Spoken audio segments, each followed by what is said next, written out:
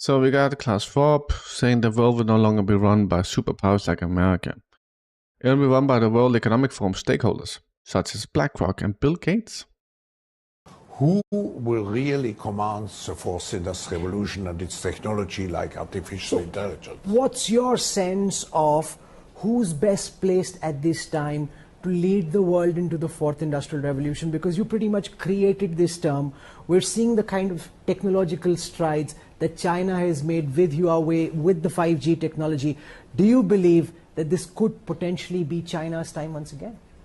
We should make here again let's say a differentiation. On the one hand, we have state capitalism. On the other hand, we have shareholder or private capitalism. So it's a clash between two systems.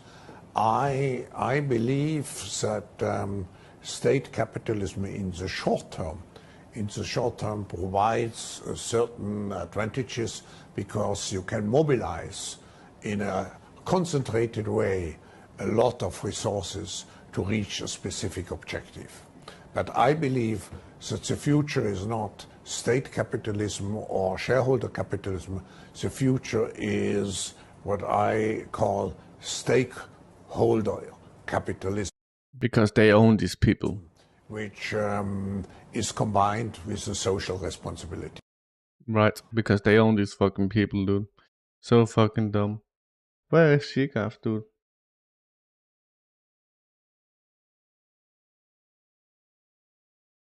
You sent me a song, so...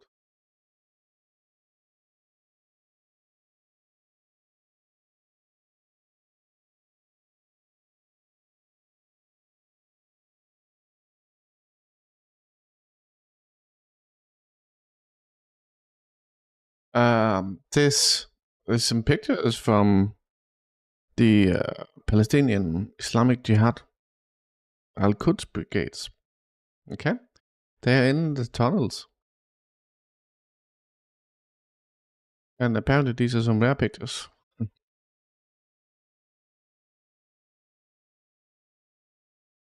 Moving on. Today, exactly 6 months ago, Operation Al-Aqsa Flood was launched as yesterday, changing the politics of the region forever. So it's been 6 months and 1 day. Alright?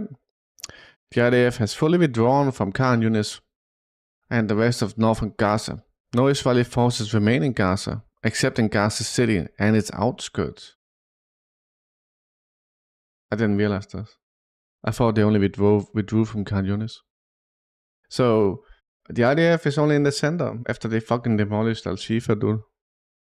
Remember, IDF withdrawing from Gaza is a military defeat without having achieved its military objectives. Okay? We have the launch of an Iranian Fatah missile, second stage maneuvering and accurately hitting the designated target. Some of it is CGI, obviously.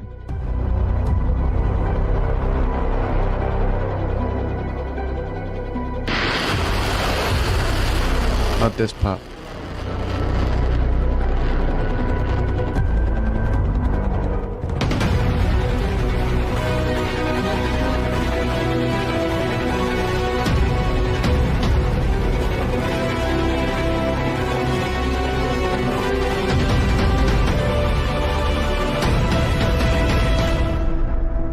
Okay, here it goes to the CGI.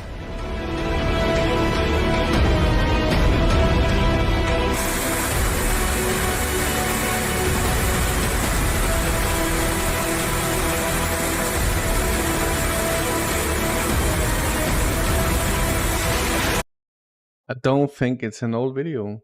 Go to Belarus. I don't think so. I don't think so. I don't know. They should have made this in better quality.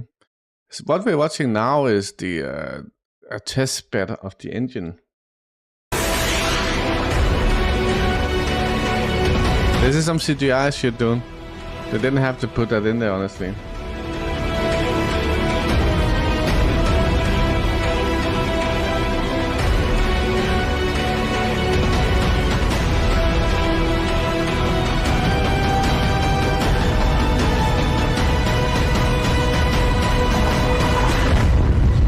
You know what I think it is, Belarus?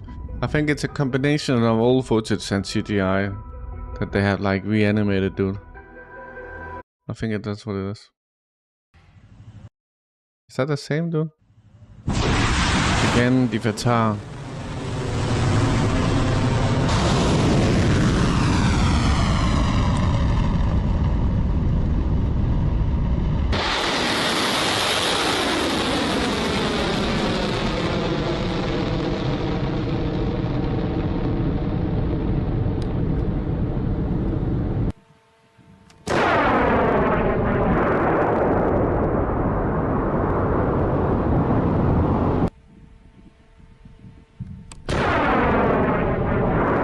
But this footage was released today, dude. Hey, nice day. How are you doing?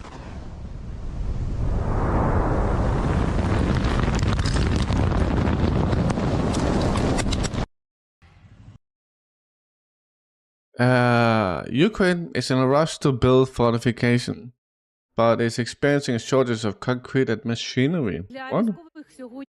How can you? By the way, regarding the daggers, the hypersonics, dude, is that Russia has hypersonics, Iran has hypersonics, China has hypersonics, the Houthis have hypersonics, and that's it. America does not.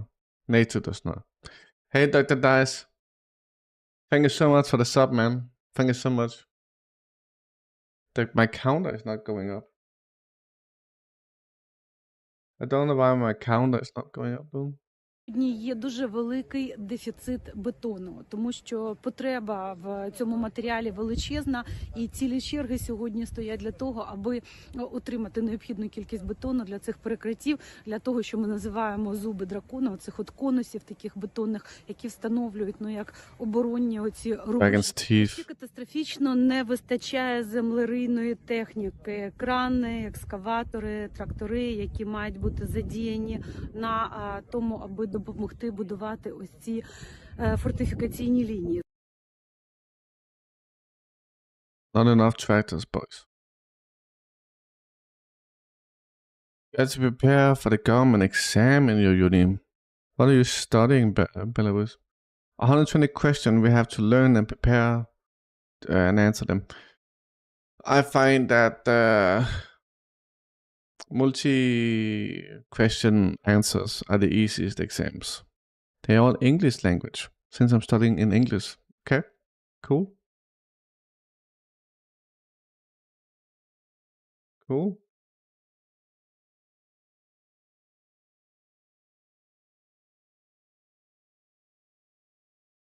How are you doing, Dr. Dice? Dr. Dice has been with me for 16 months, boys. 16 months. Did you see that, dude? You're fine? Good. We have unique footage of a Ukrainian washing machine that are now used to make the most advanced NATO standard weapons. Thank you, Dr. Dice. Понад 4,5 тонни тканин Хуської районної лікарні щомісяця проходять через пральню, яка перебуває у катастрофічних умовах. Працівники кажуть, що вже не перший рік Belarus. у нестерпній атмосфері. Do you like that? Там, м'яко кажучи, не сонячно. I don't know what they're doing here, dude. That top is disgusting, dude. What the fuck are they doing? Everything is just weird, dude. Yes. Look, there's a fucking... There's a fucking thing here, dude. I don't know what they're doing. We love that. Nice, Belarus. We got a Ukrainian here complaining about being in the same situation that the people in Donbass has been in for 10 years. This is my nighttime routine living in Kyiv, Ukraine. I start to wind down around 10 p.m. after finishing with work. This is a TikTok, by the way. The Kyiv Independent. Reading before bed helps me to slow my brain down. I know it's better not to look at your phone before sleep, but sometimes you get a notification about the takeoff of 6 warplanes from a Russian airbase. You know, the planes they often use to launch missiles against Ukrainian cities. Yep. So they could be preparing for that. It looks like we might have an air raid around 4 a.m., so I calculate how many hours of sleep I can get before then. Right on time. They have launched missiles. Looks like they will be in Ukraine's airspace in an hour. I set a timer for 30 minutes and try and get a bit more sleep. And the nap is over. The missiles are not in my region, but that can change really fast, so I move to the bathroom just in case. Spending time in a bath like this is not very relaxing. During Hey Maddie, how you doing?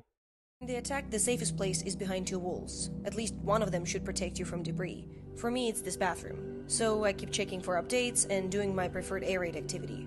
I'm playing my Nintendo Switch. The missiles are on their way to Kyiv, so I quickly get ready and go to the parking lot. Thankfully, it's getting warmer, so sitting here at night isn't as horrible. With a full-scale war in its third year, most of us have an air raid routine. No matter how tired I am, I just can't sleep. After all, you never know where the next missile will hit and whether you'll survive. The air raid is over. I am back home, exhausted but safe-ish, and alive. Not everyone Why is she safe, dude? If Kyiv is getting bombed? is this lucky. So you take a breath and go and start another day. So fucking cringe, Teo. I know, Belarus. I know.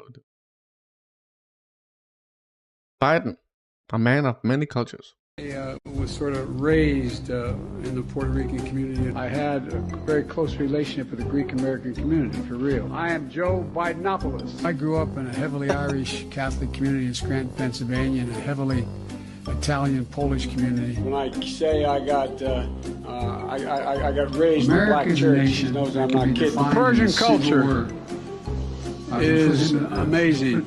As a student of the Persian culture, I probably went to shul more than many of you. I come out of the black community. The background of my family is Irish American. Not fundamentally unlike the Palestinian people. I, you might say, raised in the synagogues of my state. Everybody in town was either Polish or Italian.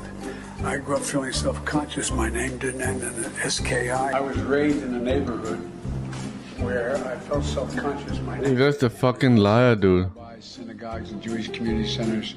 He's just a fucking liar. That's the tradition I got raised. He's just a fucking liar, dude.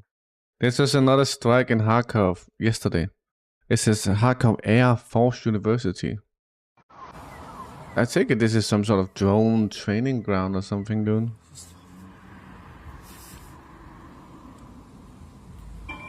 I'm assuming. Right?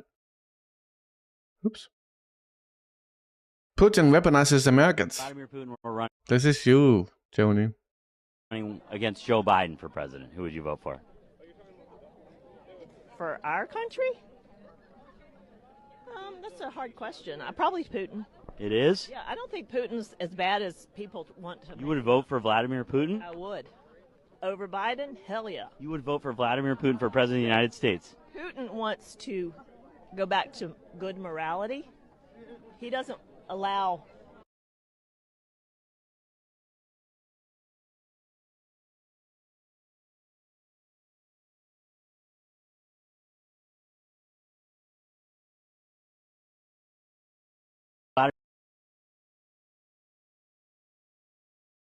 Putin. Sabers of the Russian army destroyed by 5,000 explosives near Mariupol. This 5,000 since the beginning of 2024, dude.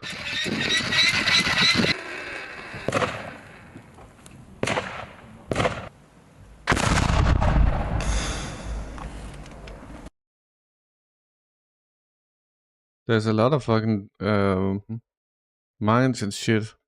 Even in Mariupol, dude. It's been liberated for so long. Do you know what's weird? No, it's fine. Okay. So, activists of the youth organization unfurled a 200-meter long DPR flag. Teo, I like stuff like this. Is this patriotism or nationalism?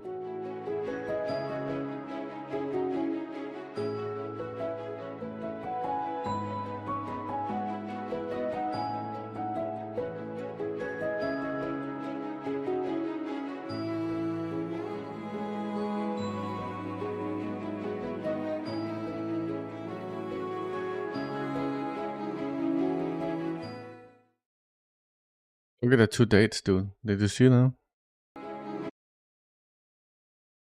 Lol America. It's America both times, dude. Take a look at this. Don't eat runny yolks. Health experts advise Americans to avoid eggs sunny side up because of bird flu fears. I heard something about bird flu, dude. I heard something about bird flu in America. The Americans are fucked. We got another video here from somewhere in Israel. Wild-eyed Israeli woman yells at protesters as car is riding in and mercilessly charges into a crowd of protesters demanding ceasefire talks to exchange hostages.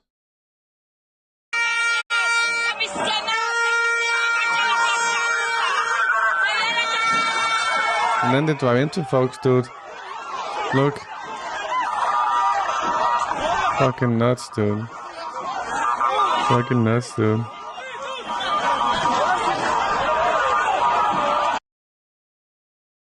This reminds me of the people in America that just drive over protesters, dude.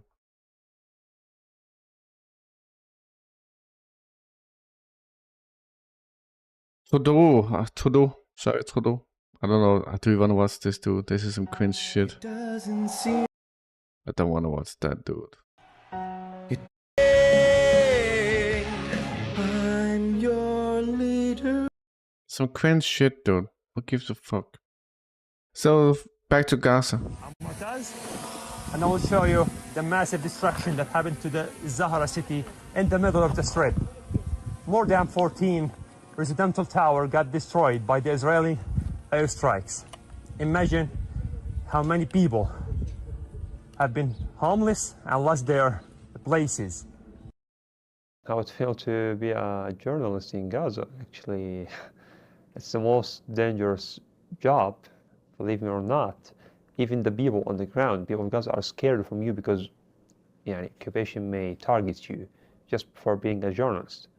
There's a day was a lot of many journalists has been targeted for that exact reason, that they are journalists. And not only that, but their families have also been targeted because of there's a member that is a journalist. It's very bad, dude.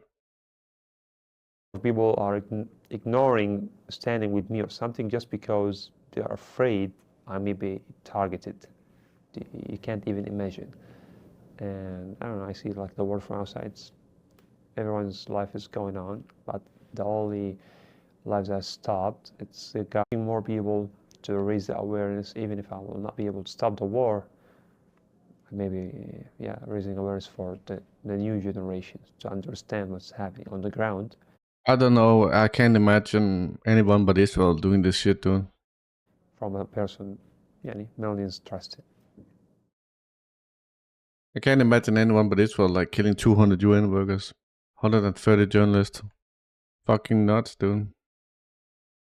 Do you guys remember the 3 journalists in Lebanon in the beginning of the conflict? They were in Lebanon, southern Lebanon, and then they were standing with cameras, looking at a tank, and then the tank fucking shot at them, dude. At that time, just like, what the fuck is happening, dude? Now, like 5 months later, we got like hundreds dead, dude.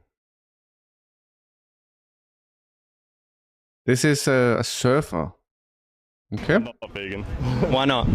Because I like meat, and because we've grown up and evolved eating meat. And I feel like we should keep going that way. Yeah, I know, I grew up that way too, bro. I agree. But do you think that justifies doing that to animals? Yeah. Like, chopping their head off? Me personally, I do it myself. I hunt, I spearfish, alright, and I do it. I don't feel like you need to say that the reason why we don't need to eat meat is because of pain to animals. I can see why there's a lot of unnecessary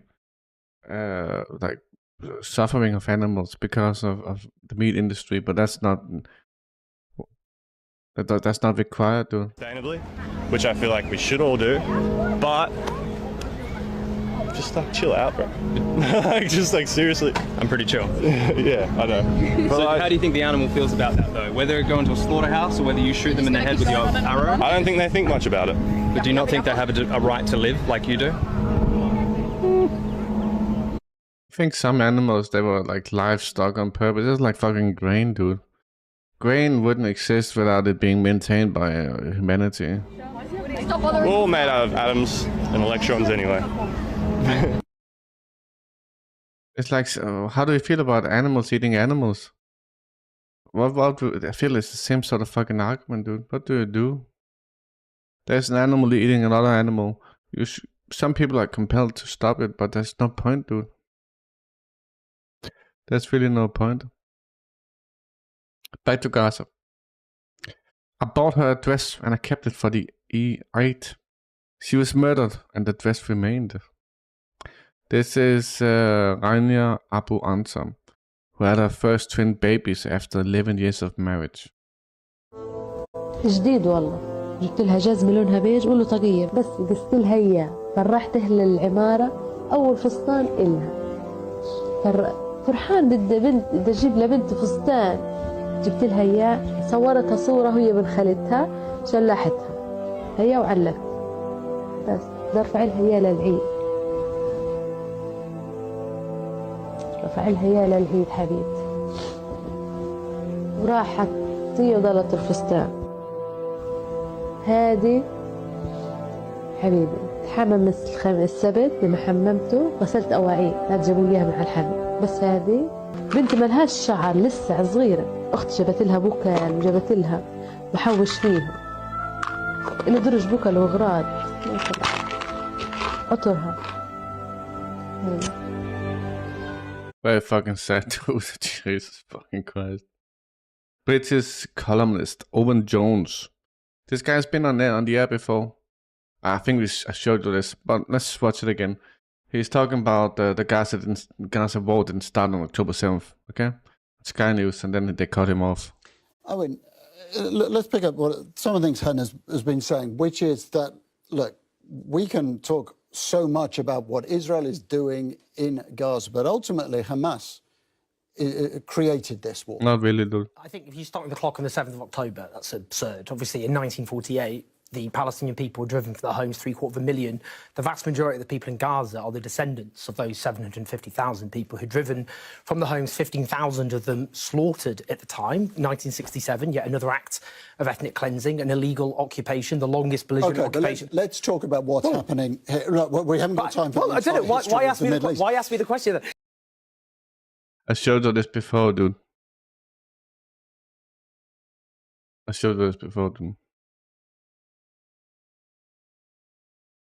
How did the G20 economies grow in 2023? That some of this is inflated as fuck, dude. France as sure as hell didn't grow.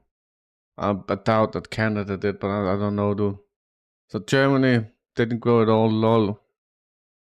Britain, lol. America inflated as fuck, dude. Argentina, lol. But I wanted to compare this to Russia. Didn't Russia grow by 2.3% in 2023? Oh, that is Russia. 3.6, dude. Lol, dude. Lol, dude.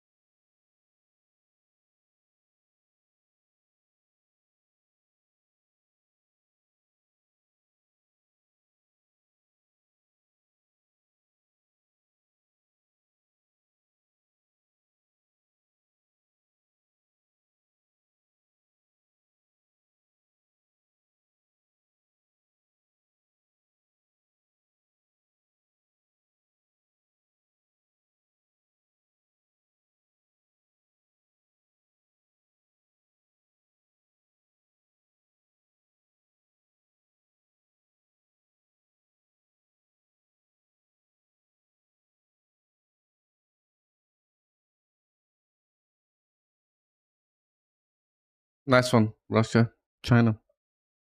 I heard that Moscow had more growth than Beijing.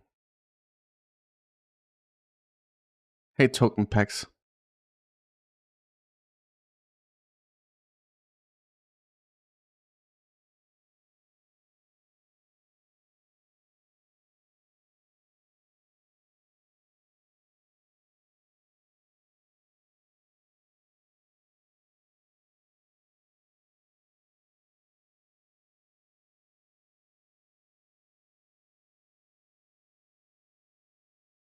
China providing geospatial intelligence to Russia. Okay. Is this mapping data?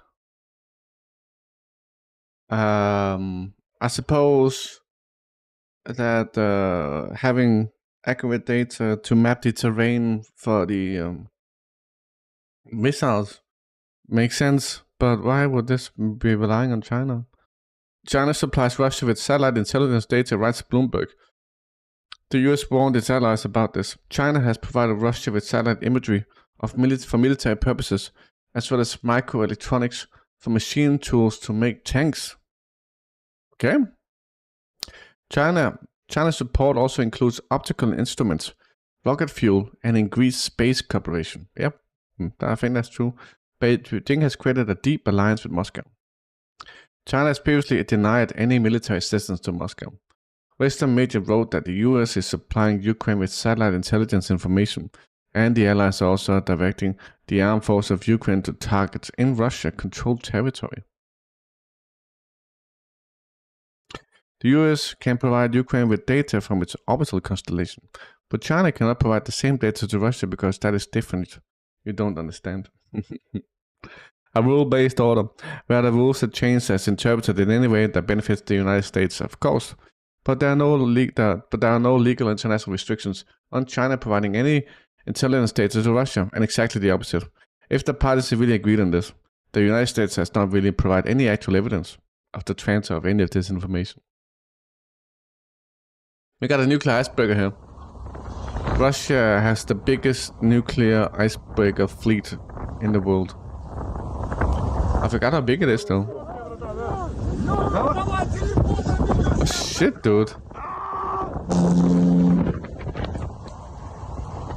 Это бомба. Это надо видеть вживую. Вот он, 4 метра от нас. Росатом. Горжусь тобой, страна. Великие люди. Немножко Ямал тянем еще.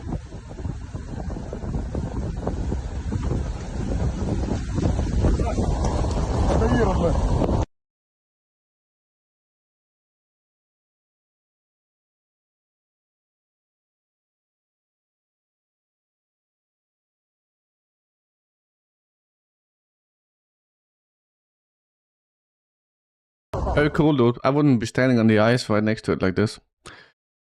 ISW finds no visual evidence of Russian aircraft being hit at an airbase in Mungosolovsk or something like that, dude. I forgot the name of the airbase, too.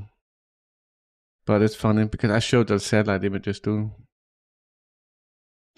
What is this? Freedom of expression. Freedom of the press is a fundamental right in the United States and a basic tenet of democracy, protected by the First Amendment of the US Constitution. A free press helps maintain the balance of power in the government. Unfortunately, this particular right is still not respected in many countries. To find out why countries like the United States as a model for press and freedom, check out this video. Some comments under this post were removed as they violate the terms of service of the US Embassy page. Lol, dude. Lol, dude. Freedom of expression, dude.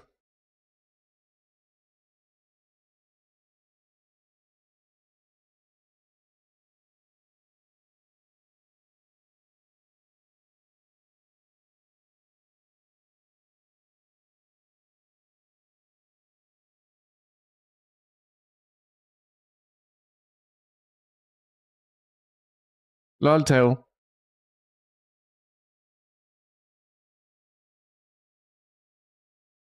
Palestinians face brutal beatings in broad daylight at the hand of America, UK, EU armed Israeli forces in occupied Jerusalem.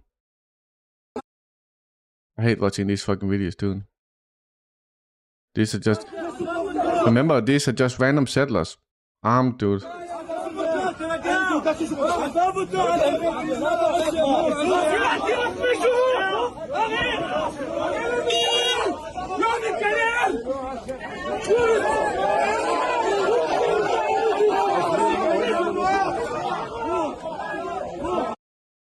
I hate watching these fucking videos, dude.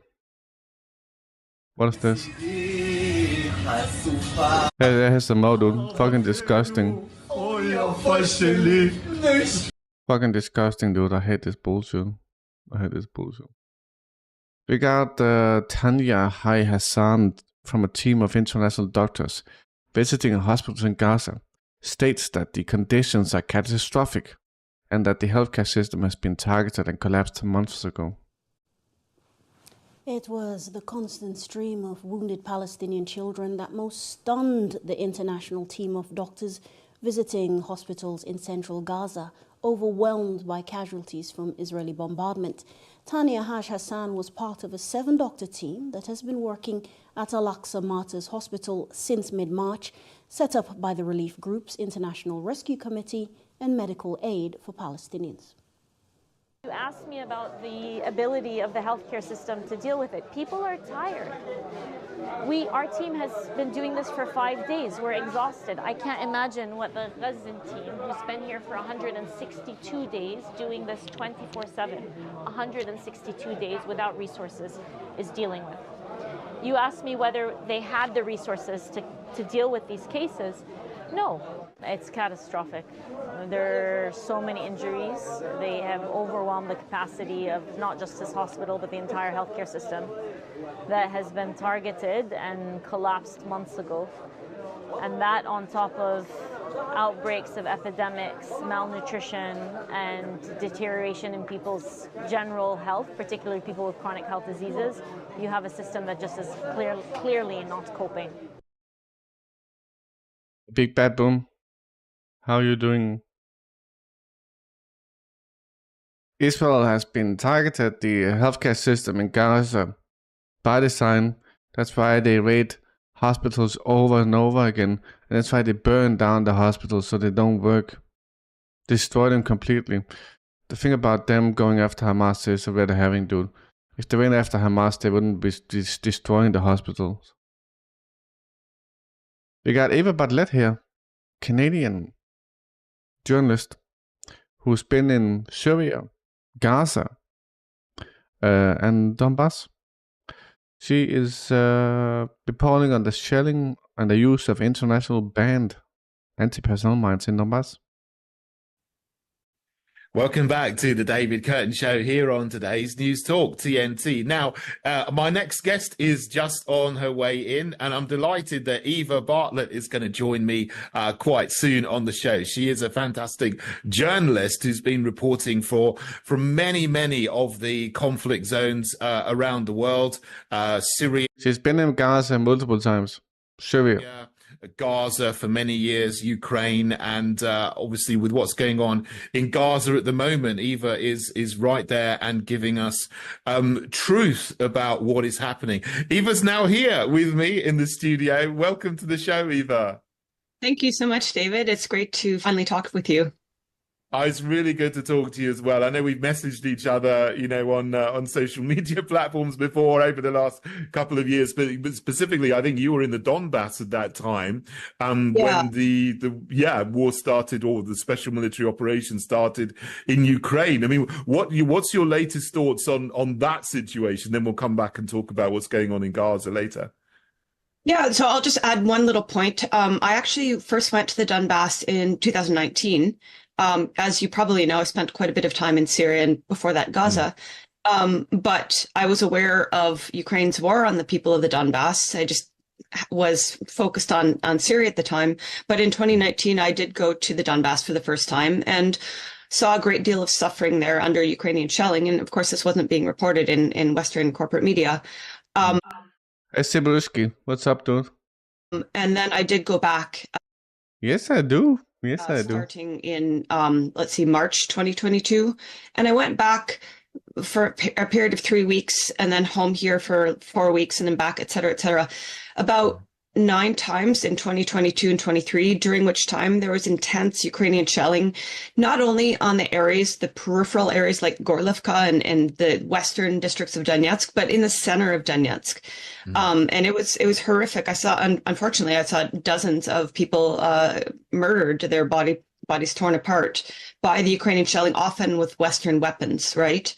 And also, while I was there, Ukraine started using these antiquated and internationally banned what are known as pedal mines, which are fired by rocket, and each rocket contains hundreds of these pedal mines, which the design makes them flutter Over 200 children has been injured by these mines. down to the ground.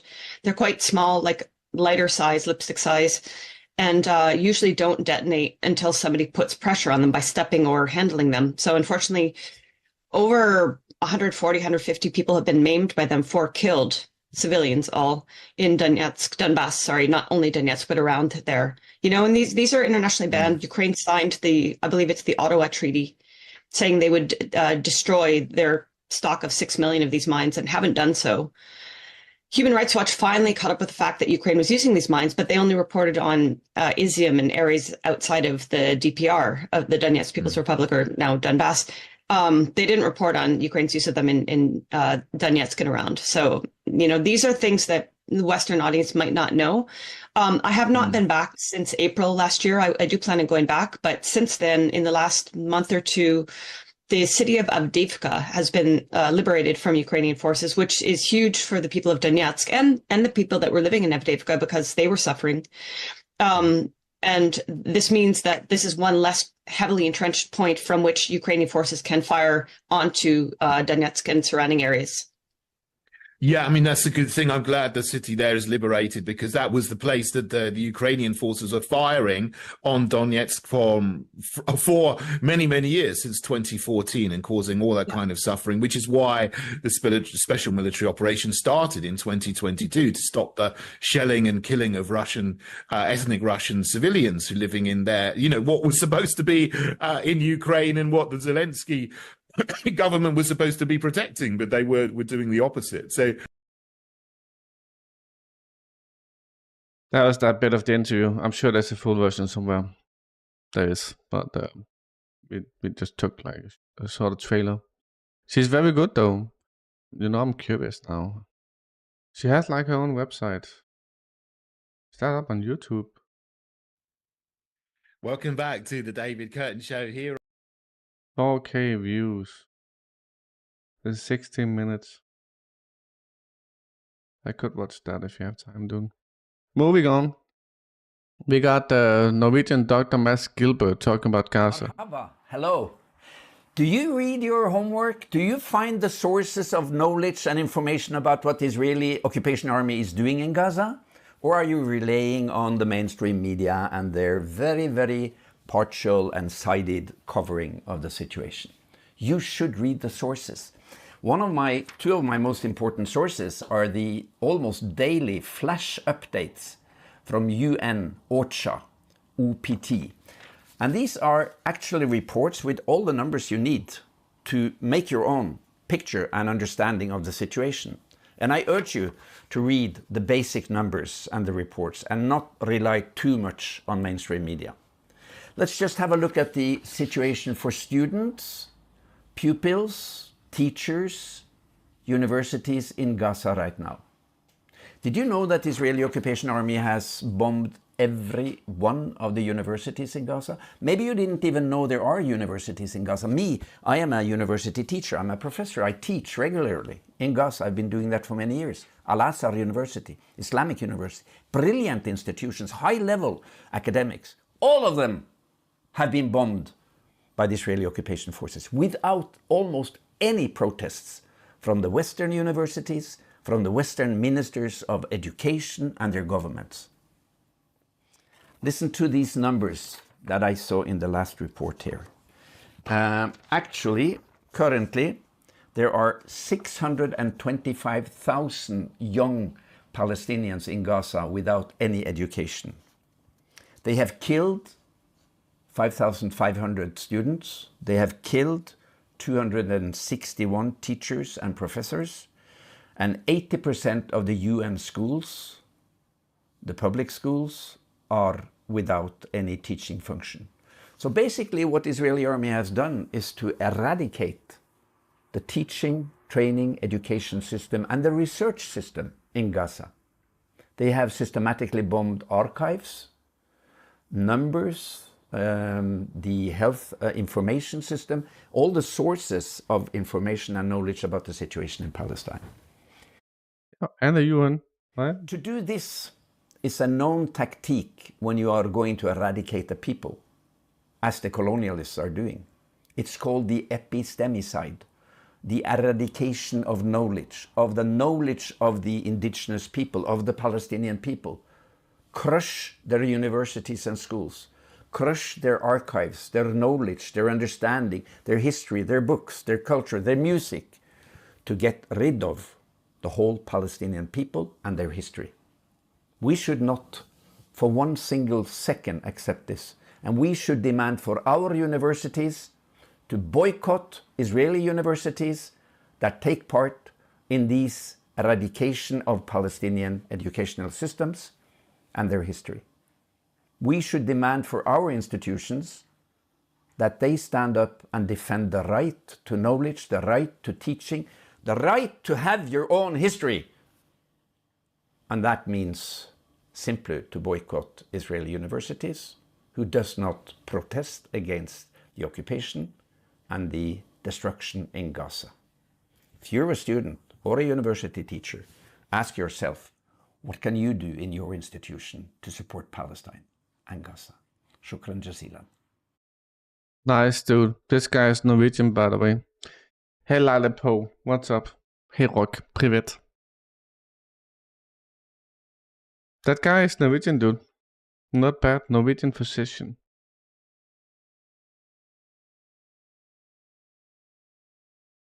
Are you on my Telegram? It's on my Telegram. Are you on there? So you can search for Mads Gilbert. I have multiple videos with him on my channel, and it's possible for you to search just in my channel.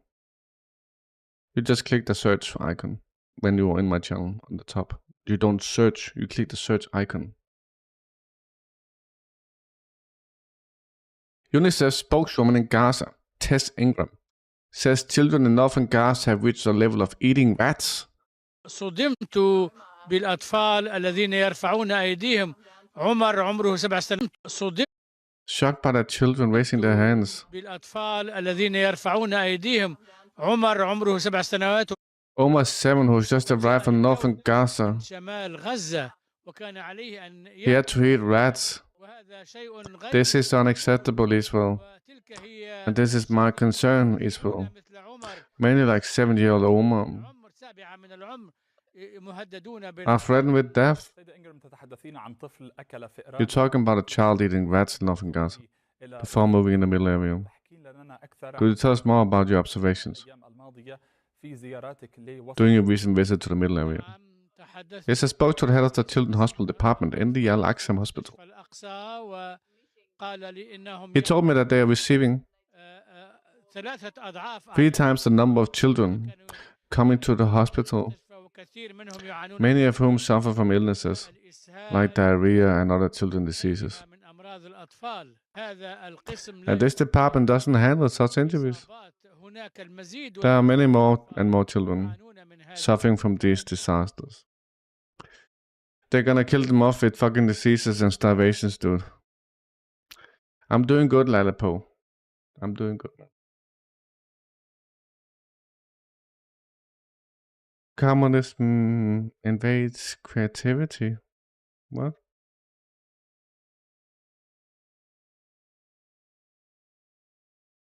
Communism invades creativity. Humans are creative and competitive in nature. Like nature. Communism wouldn't work. Get him, Big Bad. Get him, Sibus. Get Big Bad to him. Last night, massive demonstration rocked Israel, demanding elections and the resignation of Netanyahu. A Zionist woman rammed the car through the lines of Jewish protesters, injuring several people. I showed you that a video before with a woman driving into these people.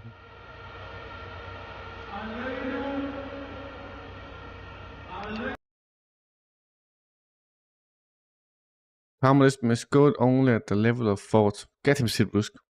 Get him. Sibusk.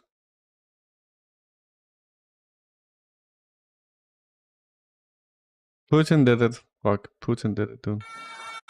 This is a woman ramming into the people. I showed you that already, dude. This reminds me of America. Fucking nuts. After Russia invaded Ukraine on 24th of February 2022, thousands of Africans and other people of color in the country faced discrimination as they tried to flee. We are going to give you I remember this video, boys. guns and you're gonna fight for Ukraine. I say hi. What? We're gonna fight Hi? for Ukraine. We are not Ukrainian. We are black.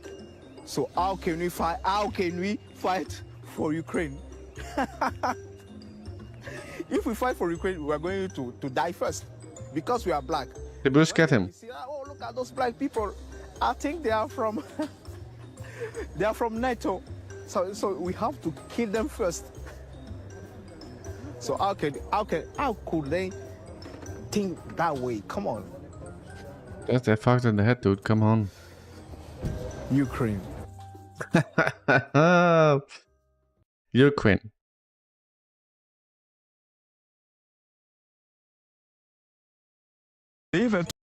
Ukraine.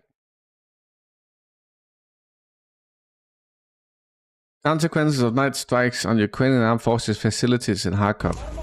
I think this is the drone or the Air Force training center.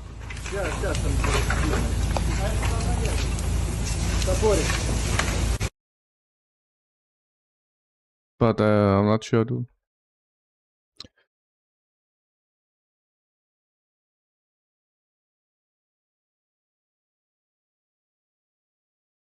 I'm talking about the Soviet Union and its construction of communism. Did you see this, Ibrusk? Status Palestinian victory, withdrawal of Israeli forces. So, Israel has withdrawn from Gaza except Gaza City and like the outskirts. So they have left the north and the south. I understand. And that's a military victory for Palestine.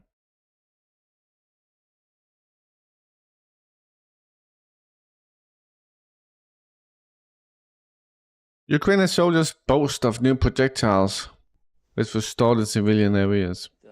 You know what? I'm not sure if this looks like a fucking garage to me, honestly. It is a civilian area. I'm not sure where Russia stores this information at the front door. I haven't like seen the Russians storing these in like civilian areas. I've seen the Ukrainians do it, obviously. Often. Often, dude.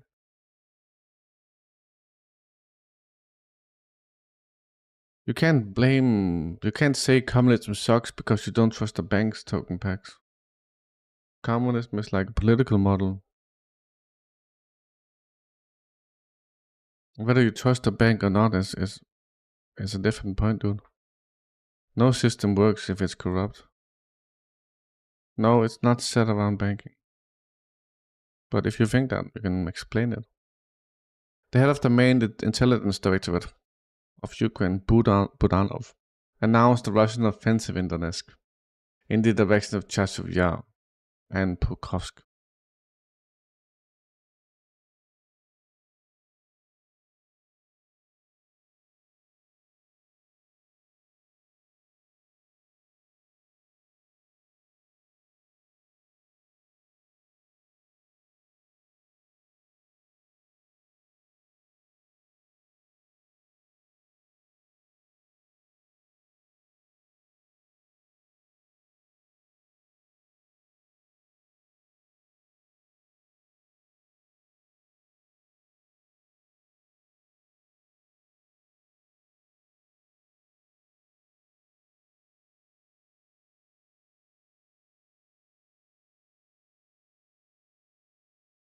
Really?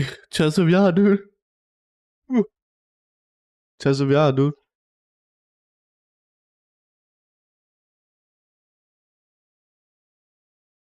Banking owned by kleptomaniacs. Yeah, but what does that have to do with communism?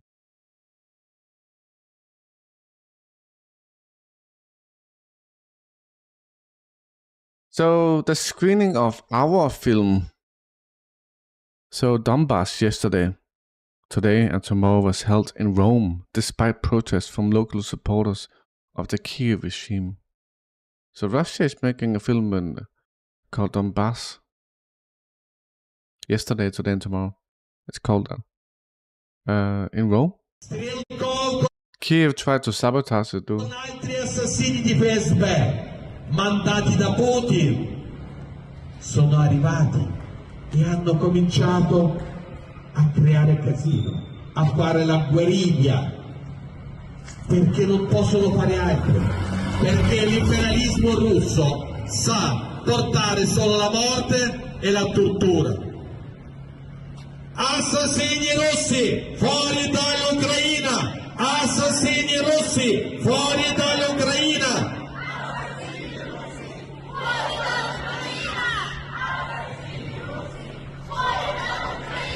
Русские убийцы! Русские убийцы! Русские убийцы! Русские убийцы! Русские убийцы!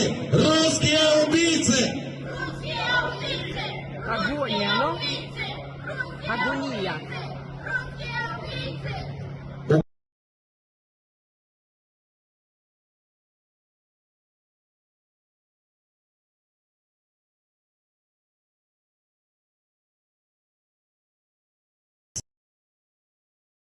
This is just cringe, dude. That's cringe. Trying to like sabotage the fucking movie. They're like fuck. It's just like fucking typical, dude. This is just like fucking typical. American presidential candidate complains about life. Robert Kennedy Jr. believes that America has become less safe. We have to start by being honest with ourselves. Neither my uncle nor my father would recognize the version of America that we have today. We become a nation of chronic illness, of violence, of loneliness, depression and division and poverty. We've lost far more of our young people to drugs in the last decade than in the 20-year Vietnam War. We've printed 9 centuries worth of money in a little over a decade and spent $8 trillion on regime change wars.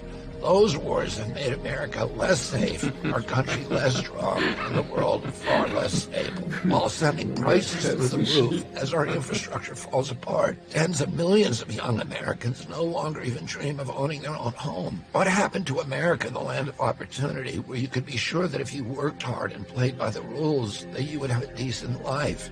All the new wealth of the last generation has gone to the billionaires and to transnational corporations, while our tattered middle class, our infrastructure, our industry have been hollowed out from the inside. Instead of promise, we've left our kids sick and drowning in debt.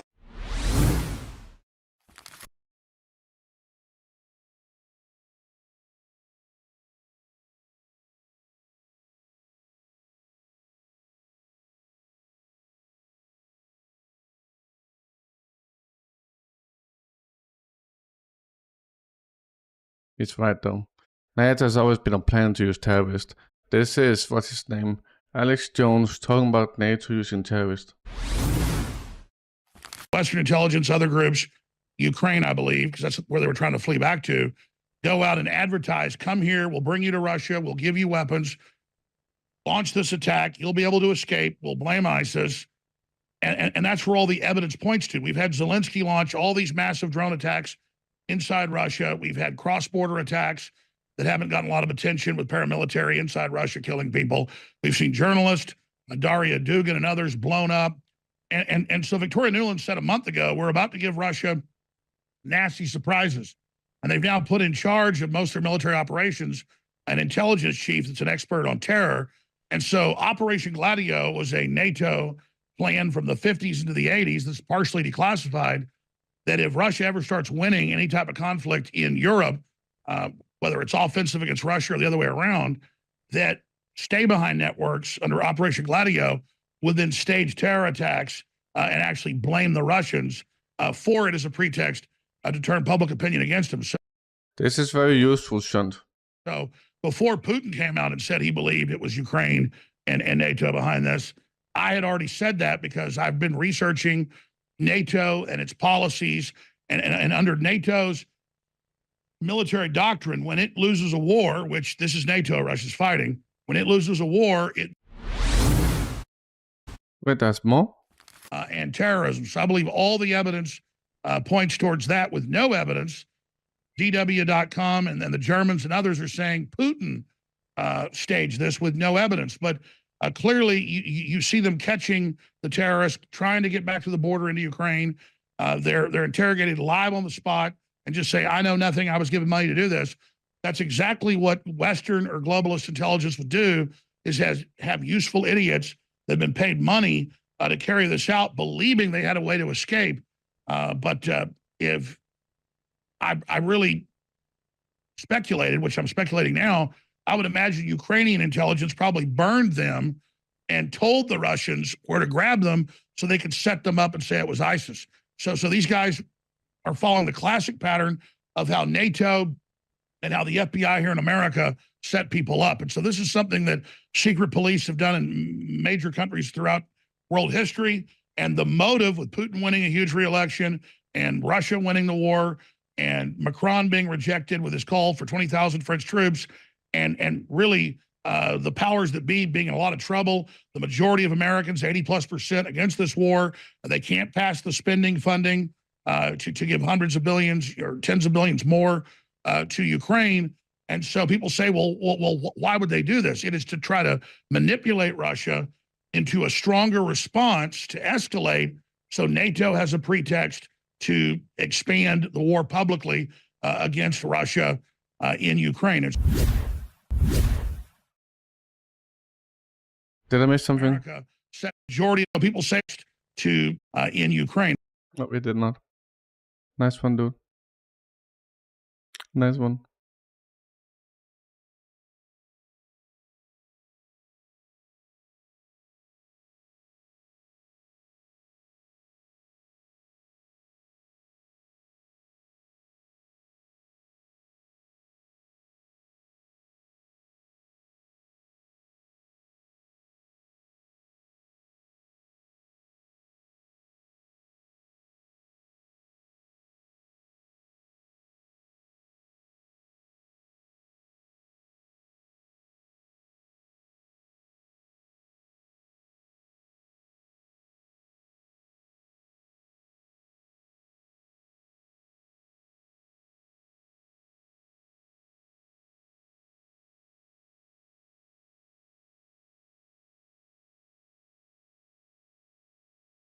Hang on, boys.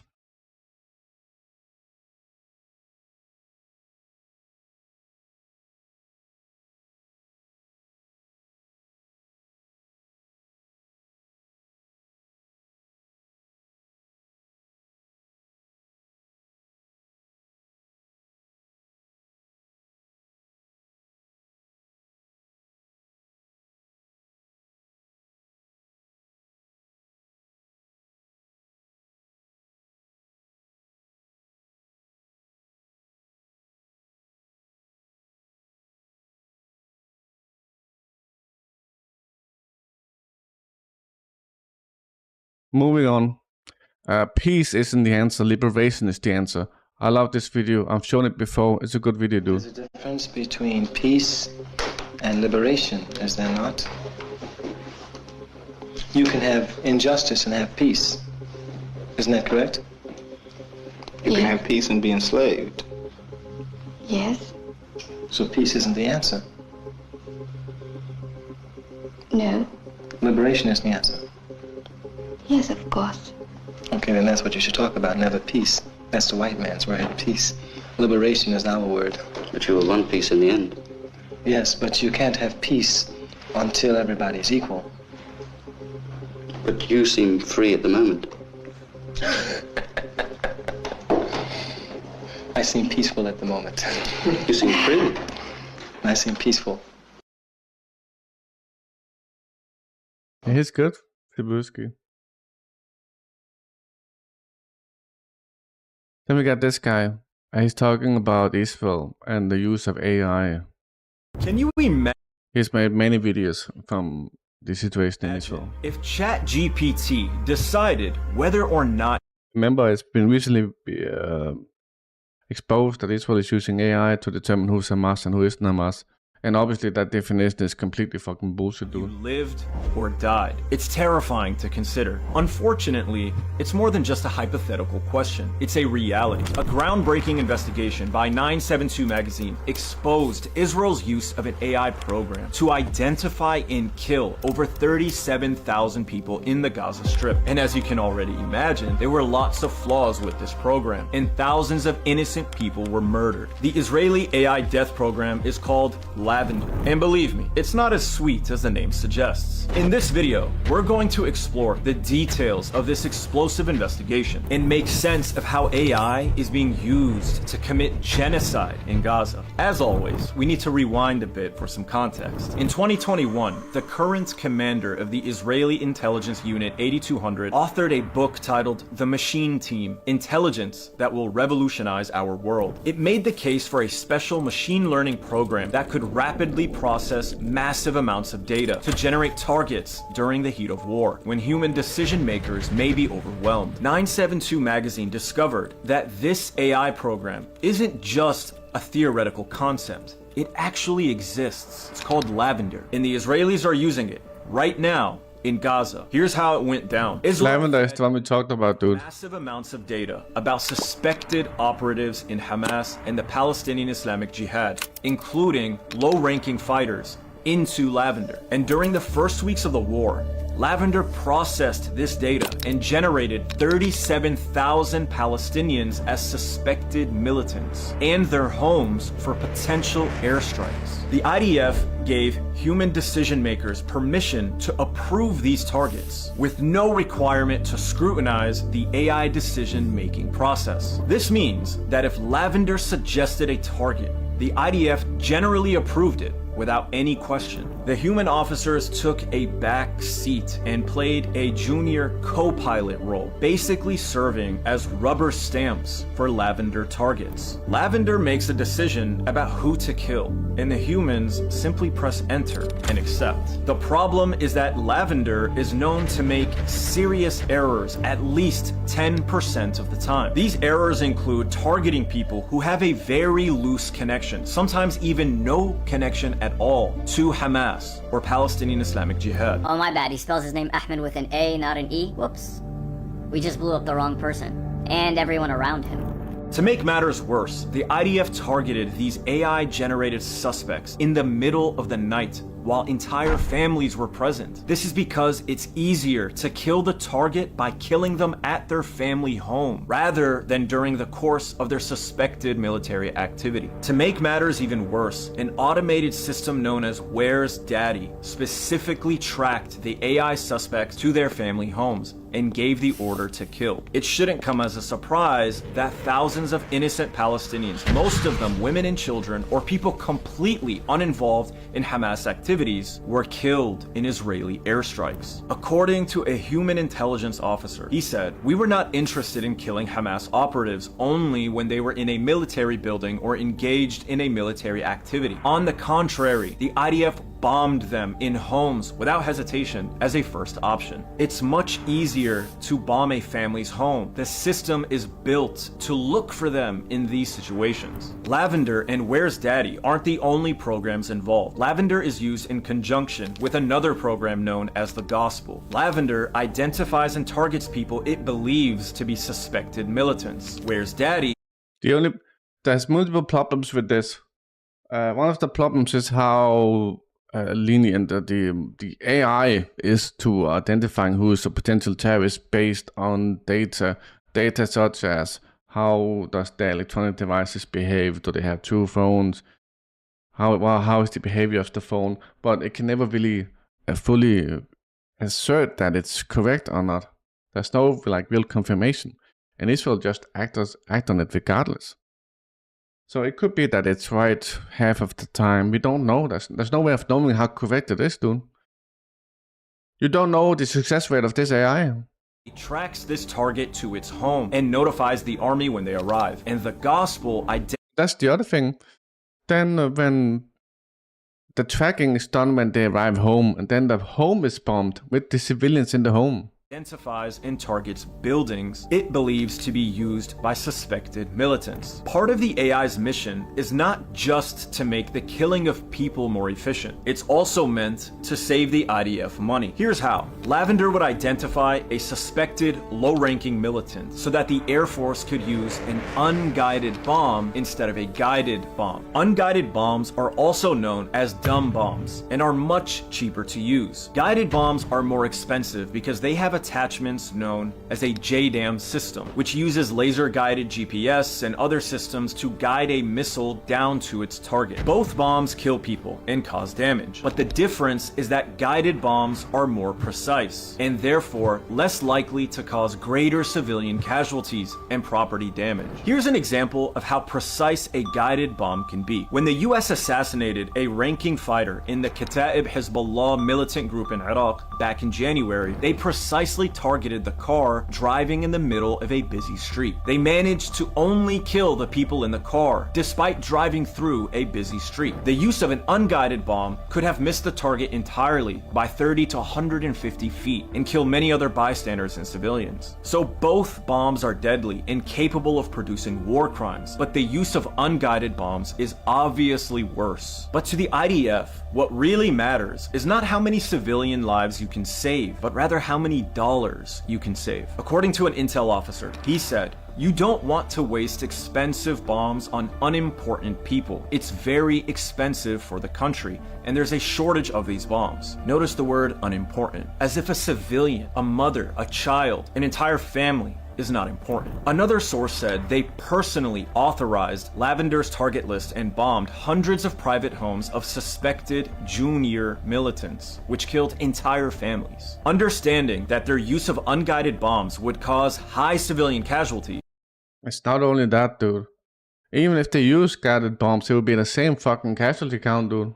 The IDF decided to create a sort of margin of error. For every junior operative Lavender marked, it was permissible to also kill up to 15 or 20 civilians as collateral damage. And in the event that the target was a high-ranking Hamas official, the margin was upped to 100 civilians or more. Now this proves what many of us already know about the IDF. They are deliberately killing civilians. Now let's do some math. Keeping in mind that Lavender makes a mistake 10% of the time when it identifies a target. And as we know, they had at least 37,000 targets. So out of 37,000 potential targets, you can assume 10% or 3,700 people were mistakenly placed on the kill list. If you multiply 3,700 by 15, which is the lower end of acceptable civilian casualties to the IDF, then we get 55,500 potential civilian casualties produced by Lavender's mistakes. This is a very basic formula to determine the range of possible casualties committed by Lavender. And we can assume that this potential number was acceptable to the IDF because they were aware of the 10% mistake. It seems like Lavender produced a lot of horrible results because it sometimes miscalculated how many civilians were inside the home. So let's say they identified a target. I don't think that's part of it, dude. That's not like calculation, dude. The thing about it is they wait till the fucking person is inside the home, dude. 15 civilians for the slaughter. But because so many people lost their homes in Gaza because of the ongoing genocide, so many people were staying with friends and family. So the IDF would end up killing not 15 civilians, but 35 because of this miscalculation. And in other cases, the IDF would strike a home full of civilians that didn't even contain the target they were looking for. Now, Israel has what does that have to do with Lavender, though? Always murdered innocent civilians in pursuit of senior Hamas officials. But after October 7th, Israel went full genocidal and decided to also target low-ranking Hamas fighters. The targeting of low-ranking Hamas fighters, which could what Lavender has defined as potential Hamas fighters. That's what it is, dude. We don't know if they're Hamas fighters. There's no way to verify a success rate. Be anyone in Gaza, since Israel considers everyone to be Hamas, produced a massive target list of at least 37,000 people. This is an impossibly large list for human officers to go through. They wanted to allow us to attack the junior operatives. Sibrusq. Automatically. That's the holy grail. Once you go automatic, target generation goes crazy. Because the program did most of the heavy lifting, IDF soldiers started taking orders from the AI program. If it gave the order, a human approved it and allowed it to go through. At 5 a.m., the Air Force would come and bomb all the houses that we had marked. We took out thousands of people. We didn't go through them one by one. We put everything into the automated systems, and as soon as one of the marked individuals was at home, he immediately became a target. We bombed him and his house. Another officer said, "It was very surprising for me that we were asked to bomb a house to kill a ground soldier whose importance in the fighting was so low. I nicknamed those targets garbage targets." So how does Lavender build its list of targets? Well, Lavender combines all sorts of data from the 2.3 million residents living in Gaza, such as their name, home address, facial features and biometric data, social media profiles and connections, phone calls, texts, and contacts information, etc. Lavender then combines all of this data to make an educated guess and apply a rating for each and every person in Gaza. The rating is from 1 to 100. The higher the rating, the more likely Lavender believes you to be Hamas. This is dystopian and disgusting and dangerous. But let's discuss the obvious problems here anyway. Who does Israel consider to be Hamas? Is a police officer Hamas? Is an UNRWA aid worker Hamas? Is a professor at a university considered to be Hamas? The boundary is vague. Even more vague are the connections to the alleged Hamas. Teo. If you sell Percent. Thank you, Teo. Подчеркивание чуннель равно процент D0 процент 9 процент D1 процент 80% D0 процент B0 процент D0 процент B2 процент D1 процент 86. Food to a Hamas militant, are you considered connected to Hamas? If you're a doctor and you provide healthcare services to a Hamas fighter or his family, are you considered Hamas and therefore a target for Lavender? There are many ways for non-military targets to find themselves on the Israeli AI kill list. For example, Lavender considers cell phone information in its rating. Now let's say your phone dies and you don't have the ability to charge your phone or replace it because you're in the middle of a fucking genocide. And let's say you have a cousin who happens to be a police officer and therefore considered a Lavender target. What if that cousin of yours lets you borrow their phone so you can reach family members? Boom. Israel drops an unguided bomb onto you and your family, and you're all dead. According to the article, at least 10% of all Lavender targets were known to be errors, but this hasn't stopped the IDF. How many? You and your family, and you're all dead. According to the article, at least 10% of all Lavender targets were known to be errors, but this hasn't stopped the IDF from using the program and dropping the bombs anyway. And the officers who leaked this information to 972 also don't seem to take issue with this. It has proven itself. There's something about the statistical approach that sets you to a certain norm and standard. I have much more trust in a statistical mechanism than a soldier who lost a friend 2 days ago. Everyone there, including me, lost people on October 7th. The machine did it coldly, and that made it easier. So it's another degree of separation between the killer and the killed. It's like a pilot dropping a bomb. It feels more sanitary than directly murdering someone with your own hands, but it's still the same thing, murder. The officer also said that he didn't really care to scrutinize Lavender data about a low-ranking officer. He said when it comes to a junior militant, you don't want to invest manpower and time in it. In war, there is no time to incriminate every target, so you're willing to take the margin of error of using artificial intelligence, risking collateral damage and civilians dying, and risking attacking by mistake and to live with it. The problem with this idea is that Israel isn't really in any kind of rush. The Hamas attack ended on October 7th. Israel isn't exactly in a hot war with a comparable military. They are fighting a defenseless civilian population. Another issue was how desperate the IDF was for more targets. Now, the rating system was already loose and problematic, producing at least a 10% error rate on a total list of 37,000 people. But the IDF wanted more targets. They wanted more than just 37,000 people. The only way to do this was to loosen the already flawed rating system even further and kill people supposedly connected to Hamas based on even weak Sibrusq, check VK, dude. The numbers changed all the time because it depends on where you set the bar of what a Hamas operative is. In a day without targets, we attacked at a lower threshold, but we were constantly being pressured. Bring us more targets. They really shouted at us. We finished killing our targets very quickly. The use of this program poses a ton of issues. Firstly, it's another example of how technology is often used, not for the advancement of peace and prosperity, but rather death and destruction. AI is often advertised to us as a revolutionary tool for human advancement, but like many other forms of technology before it, it's being used to kill. And this is just the beginning.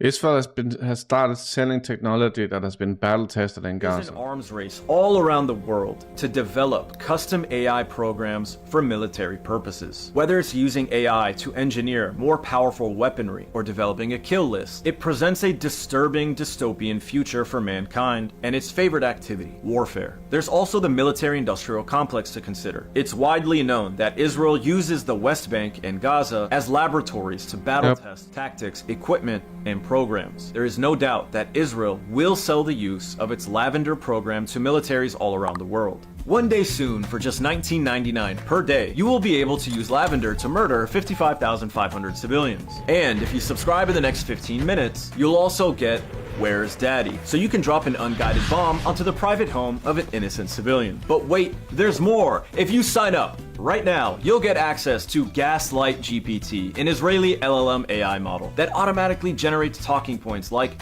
"This is blood libel, you're anti-Semitic," and wait until we finish investigating, so you can gaslight and manipulate the public. Another thing to keep in mind is the role that US companies might be playing in supporting Israel's crimes. You see, it's possible that this entire AI program is supported by both Google and Amazon, which struck a $1.2 billion deal with the Israeli government in 2022. Just a few years ago, to build 3 data centers for AI development. For Israel to train a machine learning program like Lavender with all of this data, a tremendous amount of machinery would be needed. Apparently, Google and Amazon may be providing Israel with these tools and equipment at their data centers. According to the Israeli government, Project Nimbus is our flagship multi-year plan and the first of its kind. The project is intended to provide the government, the defense establishment, and others with an all-encompassing cloud solution. Google is also providing the Israeli government with its full suite of machine learning and AI tools available through the Google Cloud platform. The documents indicate that the new cloud would give Israel capabilities for facial detection, automated image categorization, object tracking, and even sentiment analysis. Lastly, there is now an even stronger argument to make in the ICJ that Israel is deliberately killing civilians and therefore guilty of genocide. There are many other repercussions in the use of this AI program, so be sure to let us know what you think in the comment section of this video. You can read more information about Israel's use of AI in the 972 magazine article, which is linked in the comment section. Right, boys. It sucks using fucking AI, but oh, Tao, you sent something. Obviously, disconnected methods like this should not be used in warfare, dude. Should not be used in warfare whatsoever.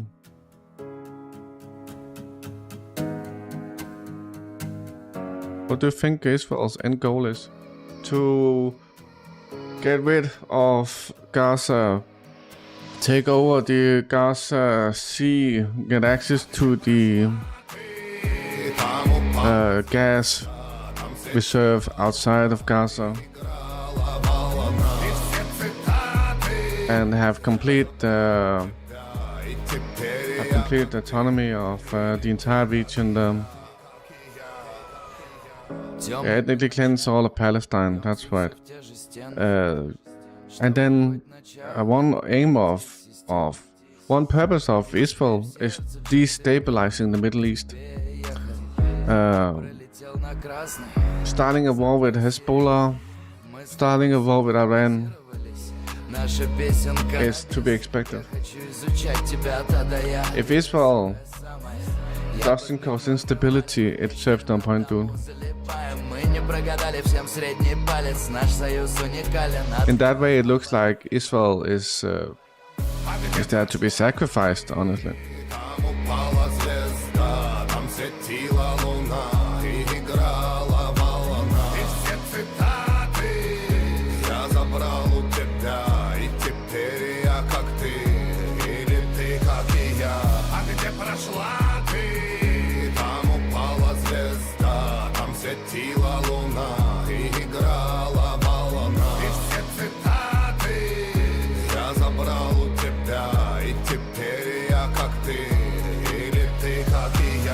думал, я знаю эту жизнь, и вот уже не факт. Это не могло остановиться там и тогда, с такой страстью в глазах, что за движения пробивают иммунитет. Я знаю, что в этой суете ты мой человек. А где прошла ты? Там упал. Hey Captain, what's up? Там светила луна и играла волна. И все цитаты я забрал у тебя, и теперь я как ты, или ты как и я. А где прошла ты? PBG. Everything was exposed, dude.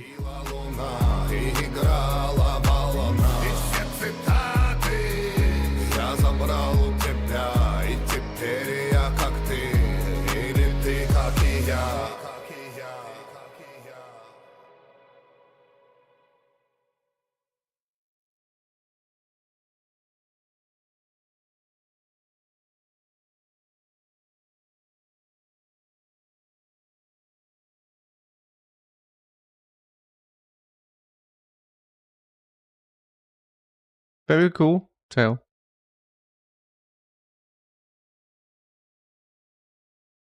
Very cool.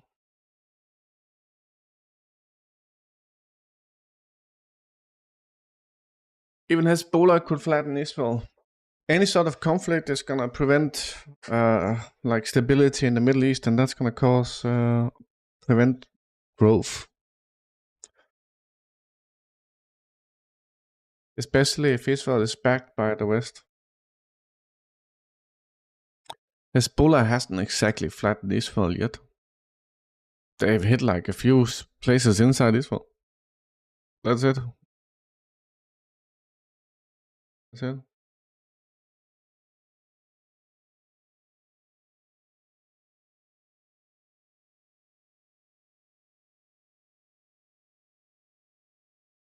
On the 4th of April, Zelensky had a brilliant idea to spend 6 million Ukrainian currencies, renaming every street in Chasiv Yar that had anything to do with Russia or Russian culture. So 6 million, how much is that, dude? 6 million, how do you even say it, dude? I don't know how to say it. Hryvnia, something, dude. It's $150,000 to renaming streets to basically cleanse it from Russophobia, dude. The Russian FSB Directorate for the Ivanovo region suppressed an illegal attack. I showed you this the other day. It's the fucking dog, dude. The attack with the dog. I showed you this. Remember the dog, dude. That's why I remember this. The dog is just like... I don't know the guy. We saw this, dude. Saw this. So what do we got here? Can stay on the screen, dude. Stay, dude. Fucking annoying. Apparently, representatives of Western foreign policy elite know how to read minds. They claim to know about Putin's intention. They collect what the world media they collected what the world media is talking about. The Washington Post is alarming as the leading Republican says Russian propaganda has infected his party. Foreign policy criticizes speculation about Putin's plans. No one knows what's next.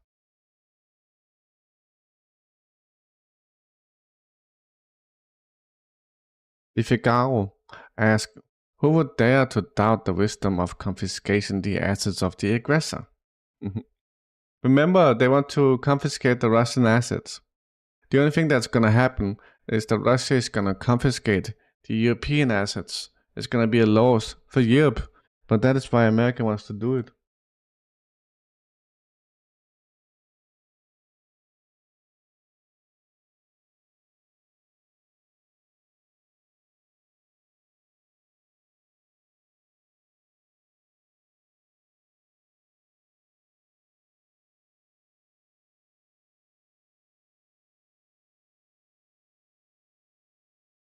Sibushk, check VK, dude.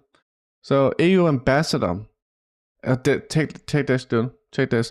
EU ambassador expelled from Madagascar after criticizing child rapist Castration law. We intend to maintain good relations with Madagascar, and that's why we comply with the request. But the ambassador's departure under these conditions will inevitably have political and financial consequences.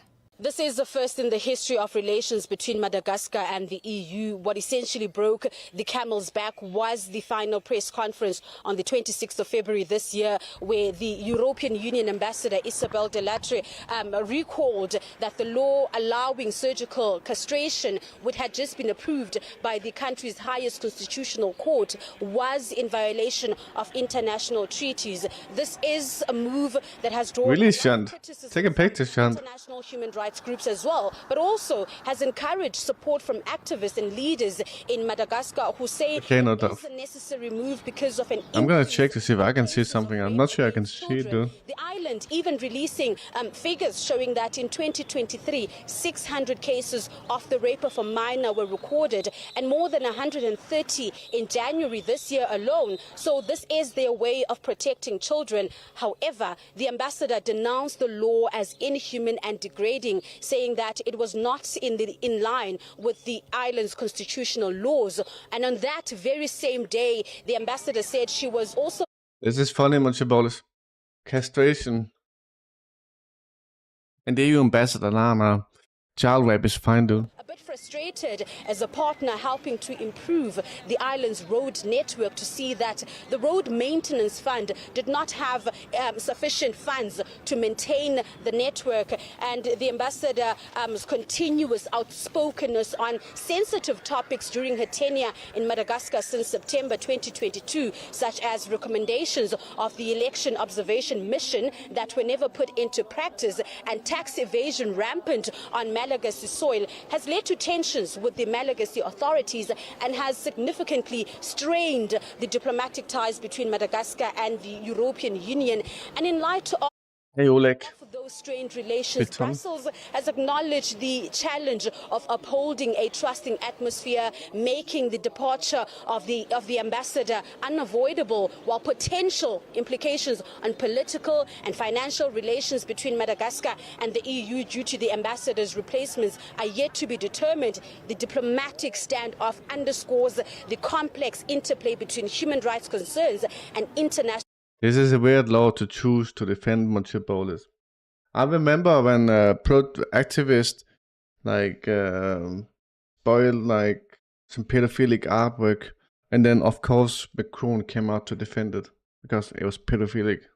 Relations in Madagascar, raising questions about the future trajectory of its partnerships with the EU. And at this point, the EU delegation has confirmed that the ambassador's departure has almost been completed and is also under review. She should therefore leave her post during the southern winter between July and August, but the recruitment process to find her successor is expected to take quite a long time. Check VK Sibus. Just let other countries do their fucking thing, dude. Stop trying to normalize pedophilia. It would be hilarious when we get a picture of Russian soldiers posting in front of this graffiti in Chasov Yar. Take a look, dude. Is this Ukrainian? Часів Яр. Вірить в ЗСУ. We are not asking for too much. We just need an art televisuals and aviation. We just need a televisuals and aviation. Rest. Тут звернення Rest we do ourselves. до наших західних. Armed Forces of Ukraine. Why is it written in fucking English, dude? Ми не просимо занадто багато. Ми потребуємо лише зброї, артилерії, снарядів, авіації. Решту ми зробимо самі. Збройні сили України. Будемо сподіватися, що ці заклики врешті будуть почуті. А поки Часів Яр повністю зруйнований. Він уже ризикує повторити долю Авдіївки чи Бахмута. Обстріли тут не припиняються. Людей зовсім немає. Абсолютно пусті вулиці. Of course, there's empty streets, dude. Наприклад, Східний. Туди вже не пускають ні журналістів, ні волонтерів. Там залишається буквально 3 людей. Поруч з ними лише військові. І, як вони розповідають, там навіть значно гарячіше, ніж тут. Російські FPV, як кажуть військові, буквально як комарі. теплий вечір. Awesome. That's Shashav Yam. Russia will beat us soon, dude. If not already. This is an old video. I don't know what this is. В кожній українській хаті, в кожному дворі, в кожному місті, просто зараз, цієї хвилини, люди бідкаються. Люди бідкаються. На рівні району пробували вирішити? В районній адміністрації розводять руками. Як ці люди сприйняли? Люди бідкаються. Може, місцева влада якось допоможе? Місцева влада розводить руками. А що каже влада міста? Міська влада лише розводить руками. А люди що? Люди бідкаються. На область виходили? Влада області розводить руками. Ну, а люди? Люди бідкаються. Та що ж таке кляті чиновники? Чиновники ж на скарги лише розводять руками. Так, а люди що? Люди бідкаються. А до лікарів зверталися? У Міністерстві охорони здоров'я розводять руками. А до поліції? Правоохоронці розводять руками. А люди, як же люди? Бідкаються люди. До того ж, кажуть, їм нічим дихати, а на шкірі висипи. Господи, висипи! Владо, почуй людей! Влада розводить руками. Це була головна українська новина останніх 20 років. Люди бідкаються, а влада розводить руками. Це від... Lol, Mathieu Bowles.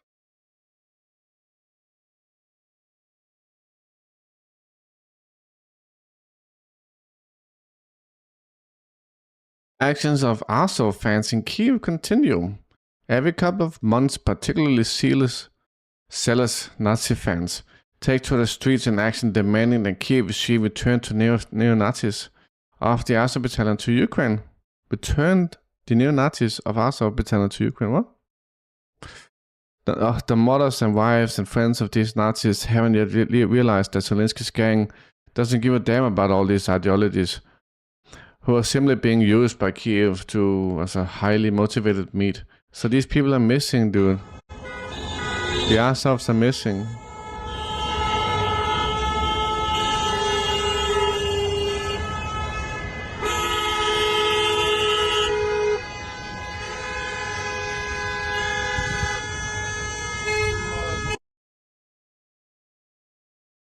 Take a look at this. Top 50 trends in Ukraine. I am Russian. Nice going, click lockdown. Trends, boy. Oh, dude. Lol. Made in Russia. I'm Russian. The Rusk check, BK. Kirby on Taiwan. Xi reportedly told President Biden during their summit in San Francisco that Beijing plans to reunify Taiwan with mainland China. Did the Chinese leader bring up similar sentiment in their call the other day? And if so, what was President Biden's response? Certainly Taiwan came up in the context of the call. There's not a single discussion that we don't have with senior leaders in the PRC where we don't talk about Taiwan. Of course it came up. I won't characterize President Xi's comments, but I can tell you that it's like trying America, when they talk about China and them communicating with China, they're trying to pretend like they're like warning China and controlling China. That's not at all what's happening, dude. President Biden was very, very clear that nothing's changed about our one China policy. We don't support independence for Taiwan, but we also don't want to see the status quo changed in a unilateral way. And you can't decide that, dude. It's not up to you. This is China, not America, dude. And certainly not by force.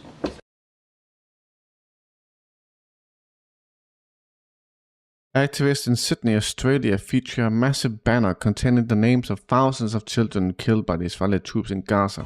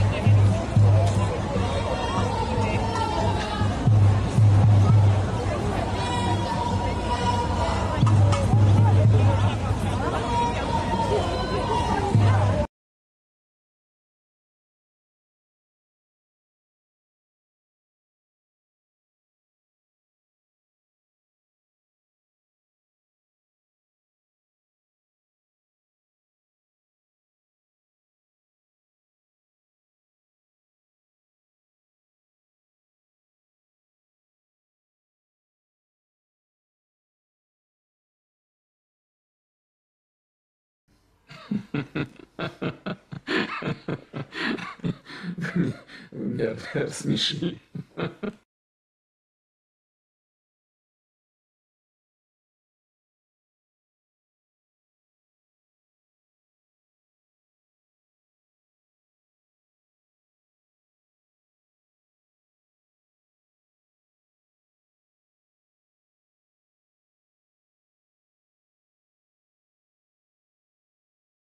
Hala Abu Lebdeh, an expatriate Palestinian girl, bravely speaks about her deeply traumatic experience.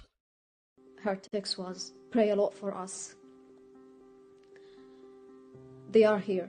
Who was in your home back then?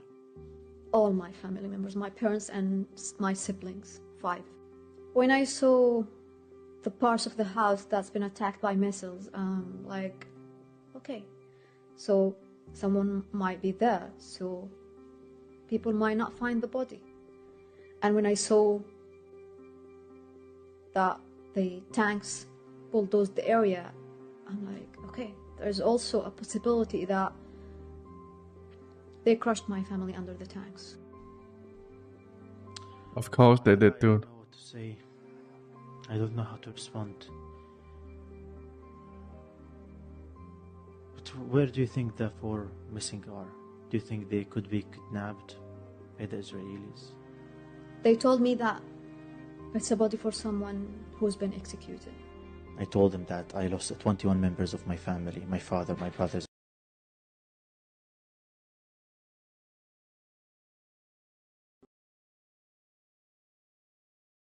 Of course they fucked their families, dude. Take a look at this. So fucking burn wounds everywhere, dude. حن على المدنيين حرام عليك وين رحتوا؟ ايش ذنب هالطفلة هذه؟ ايش ذنب هالطفلة؟ ضحية راحت، ضحية من الشعب. حن على هالطفلة، حن عليها بسجن. Fucking horrible, dude. Remember what I told you? There are some of the children in Gaza hospitals who can't be saved because they don't have the resources to save them. And they lie there with burn wounds. They can't even get a fucking bed. And then they essentially just die in the most horrible ways possible, dude. With fucking burn wounds and shit. American political activist and physician Jill Stein about Israel.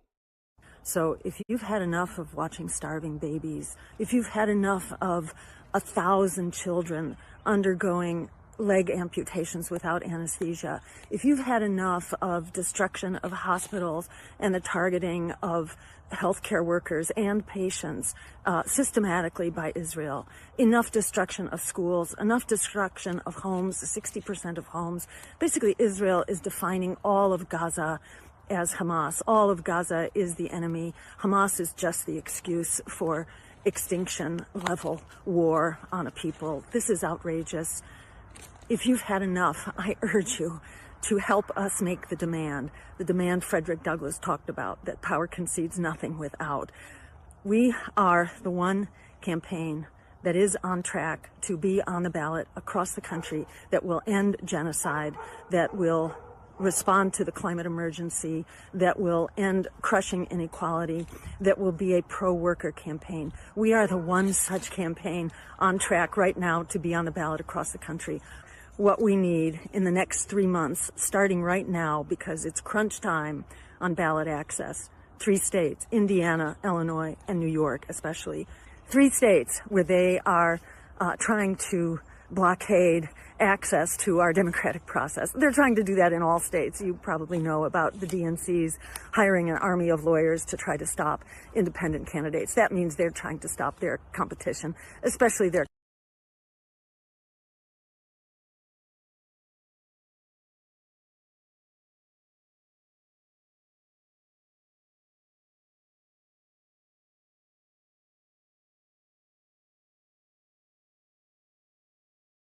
I'm not sure if they're gonna do, if anyone is gonna do anything. Do if they would have to, if they wanted to, they would have, right?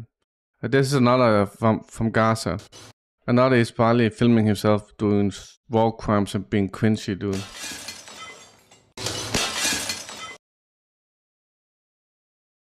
That's fucking ridiculous, dude. Fucking evil motherfuckers, dude. Main Director of the General Staff of the Armed Forces of Russia has recently uncovered Latvia's secret plan to surround and invade Russia. I'm not sure if this is a joke or something. Решили объявить войну России и ввести войска на территорию нашей страны. Так 4 человека будут атаковать со стороны Камчатки, 3 человека в направлении Черного моря, 5 примут гражданство Казахстана и нападут с юга. Президент Андрес Берзинч со своими министрами свиньей ударит с востока, а также 2 бойца спецназа отправятся в обход земли через США и атакуют Владивосток. Таким образом, по мнению Латвии, Российская Федерация будет окружена и тактика хитрых... The cunning Latvians, dude. What the shit is this?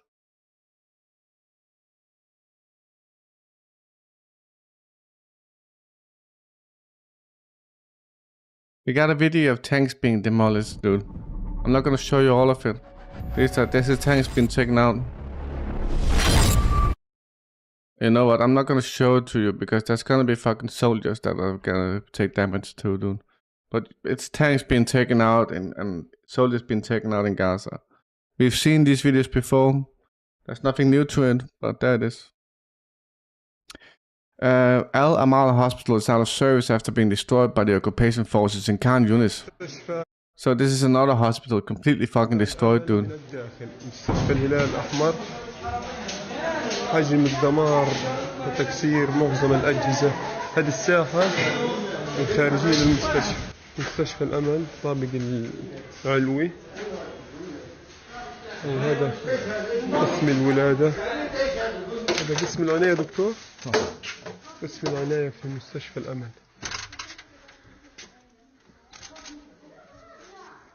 طبعا قسم الولادة في مستشفى الأمل.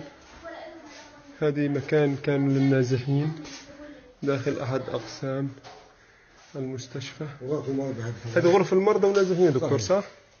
هذا قسم ايش يا دكتور هذا؟ قسم الجراحة واللي هناك قسم الولادة. هذا قسم كان مبيت للمرضى أو النازحين داخل أسوار المستشفى.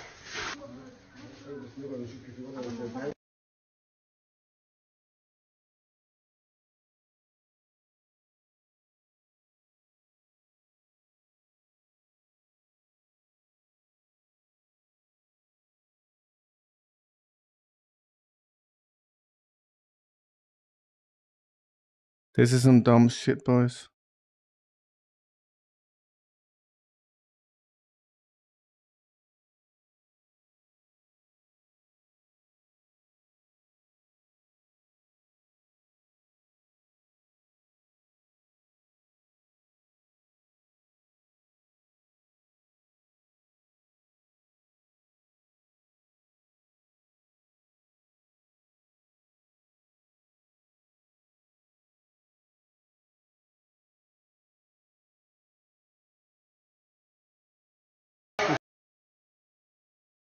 That's another fucking hospital completely fucking demolished, dude.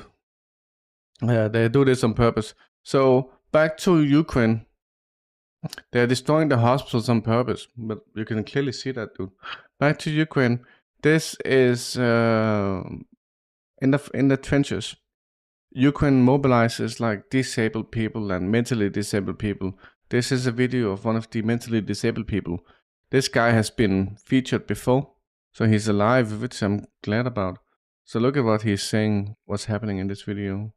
So they ask about, did you like how they fucked up the Moscovites in Moscow? They're talking about the Kokovo City terrorist attack, right? Do you want to join ISIS? You will represent us in ISIS.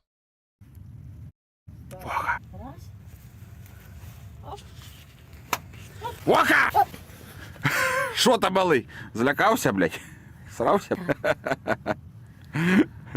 Хто чергує, Воха? Сережа. Сережа. Ага. Що ти на дембель підеш, Воха? Так. Підеш, да? Ой, молодець, блядь.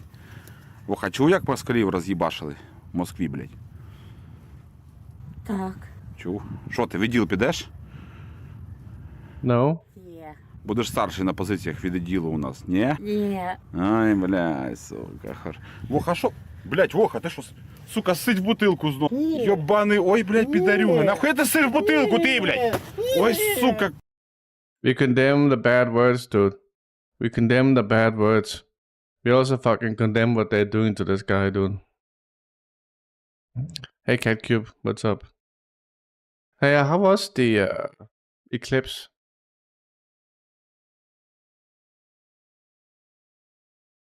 Has any of you heard of any like communication outages in America today?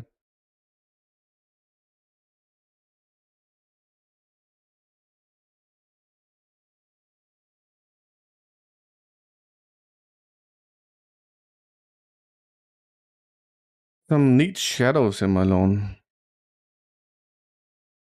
Yeah, this is just despicable, dude. Fucking despicable. Zaporozhye nuclear power plant was subjected to an unprecedented series of drone attacks. A direct threat on the plant's safety was created. Rotatom. Nice, Sibuski. So the IAEA experts have been informed by the Zaporozhye nuclear power plant that a drone detonated on site today. Such detonation is consistent with IAEA observation, urged to refrain from action that contradict the 5 IAEA principles and jeopardize nuclear safety. This is Rafael M. Grossi, who also oversaw the nuclear waste release in Japan. And here he's you can see here he's saying there's an attack. This is like when the Western media is saying people died in Gaza without mentioning Israel, right? This is the same sort of bullshit. Ukraine attacked the Zaporozhye nuclear power plant. They have been doing this for a long fucking time, dude. Hey, Kasmoon. They've been doing this for a long fucking time, dude. And now they're saying, yeah, it happened, but they're not saying who it is. Fucking despicable, dude. Russia is carrying out illegal chemical attacks on Ukrainian soldiers. Okay. Is the West concerned about chemicals attacks, considering Ukraine has been doing this for fucking 2 years? The Telegraph claims that Russian troops in the Special Operations Zone use CS gas, which is prohibited by all conventions, which has no lethal effect, but causes panic and anxiety amongst enemy soldiers, forcing them to leave their positions.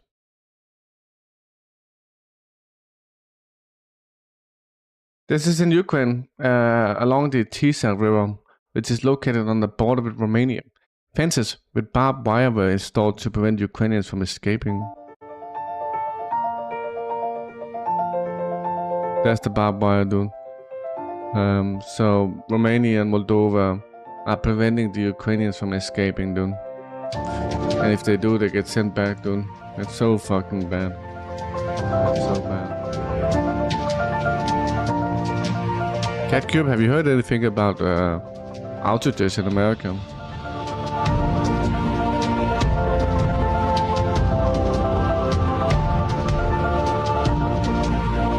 Slavic, Russia always bombed their own positions, dude. So I was talking to people about give me a Russian war crime, and they gave me one, and it was an example of Russia bombing their own positions. It's fucking ridiculous, dude. Hey, bad boys, how are you doing? I saw you streaming. I didn't have a chance to come by though this time. Sibusk, what is the production rate of Patriot missiles? 550 missiles a year, and this is the newest version, the Pack 3, right?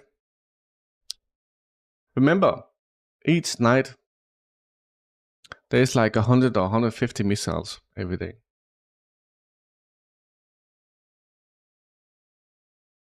I'm doing good, bad boys. I'm doing good. I didn't go to the gym, but I should have, dude. This is an AFU soldier, left without legs, talking about his butcher commander. It's like the haters, he says. Hey, Karat, what's up? Какие потери? И тут я узнаю о наших потерях. Ну, вообще, что сейчас за эти дни происходило? У меня было желание ему засунуть гранату в рот. Он мясник. Он до такой степени не считается с нашими жизнями, он врет в лицо и отправляет тебя туда. И ему все равно, что ты умрешь. Ему реально наплевать. И ты это чувствуешь, насколько ему наплевать, он как будто нас ненавидит, он как будто к нам имеет... Вот мы его все раздражаем.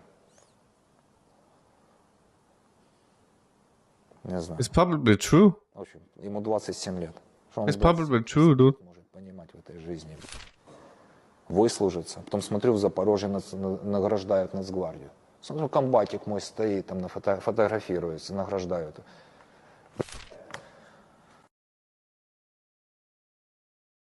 They probably fucking hate them, dude. That's what happened when you elect fucking Nazis. Right?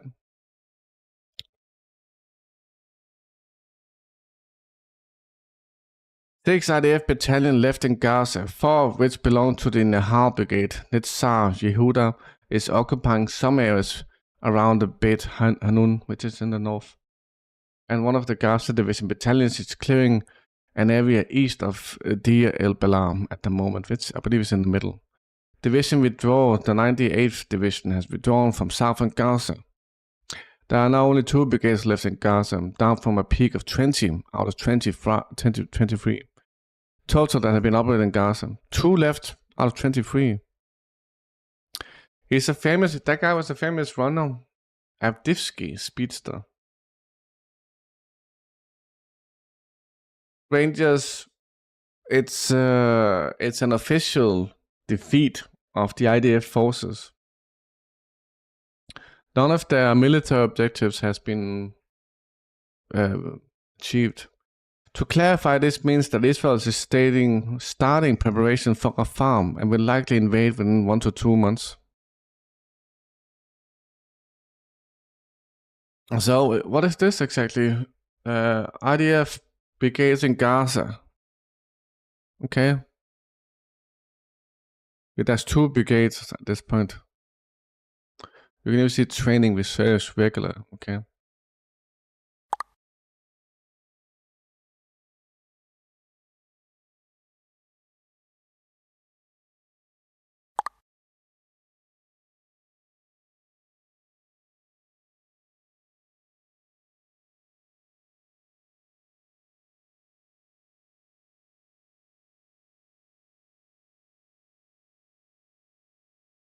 Will there be a deal? That's not gonna. Nothing will be solved diplomatically, Rangers. We know that Israel's goal is to cleanse Palestine. So I don't think there's gonna be deals. But we're gonna have to wait and see, dude. We're gonna have to wait and see.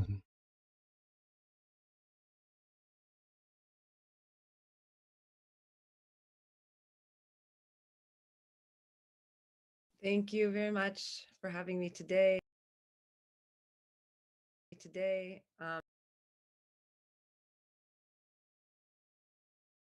Look at this. We got a dog in the SMO zone helping to identify explosives and ammunition. Yeah, good question about the hostages, dude. I don't know. Furnace. Thank you for the sub. Thank you so much. Regarding the hostages, I think Israel has like 10,000 hostages. And there's about 150 in Gaza. Like always, the ratio to what is happening is completely unscrewed. But we're gonna have to wait. How are you doing, Furnace? Thank you for the sub, dude.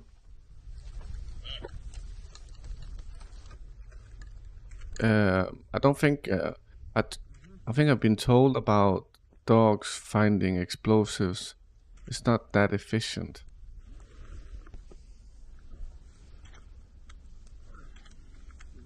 But now Hamas claiming they can't release 40. What do you mean, Rangers?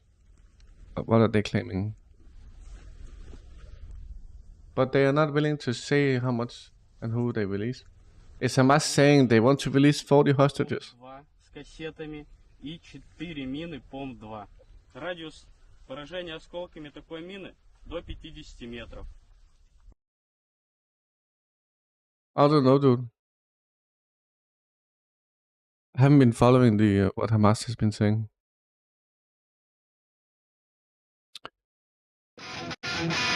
This is the Dnipro. This is the Dnipro.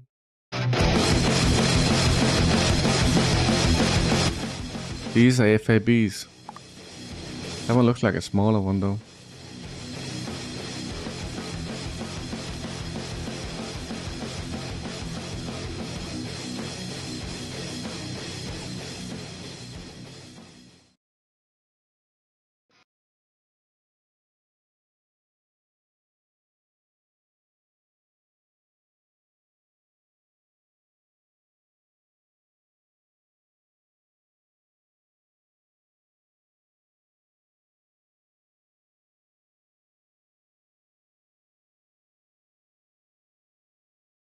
Hang on.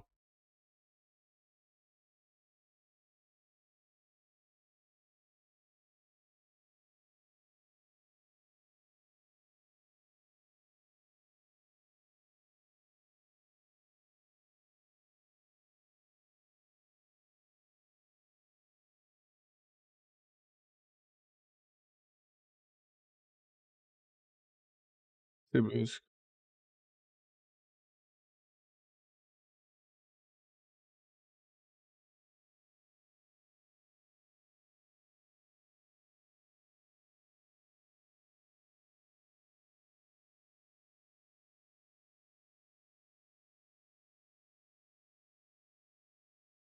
Let me just catch up here.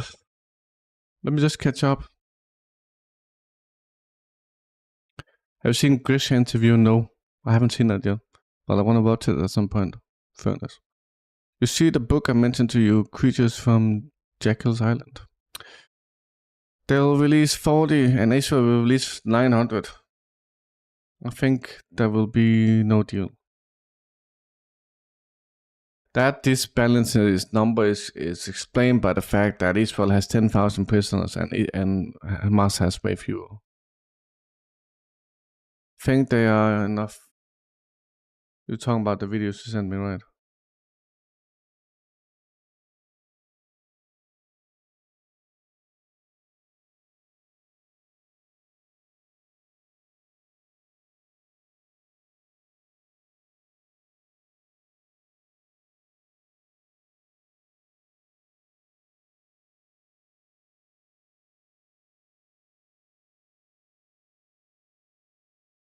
Nice, Sibuski. Nice one, dude.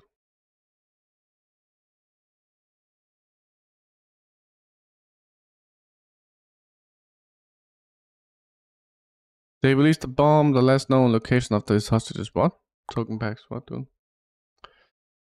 Let me just continue here. So, the interception plan was announced after an attack on police officers in Moscow region. Unknown persons attacked a police officer in the Noginsk district in Moscow. Previously, one operative was killed. The attackers fled.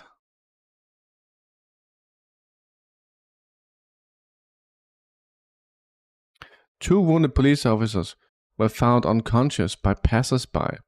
One of the law enforcement agencies subsequently died.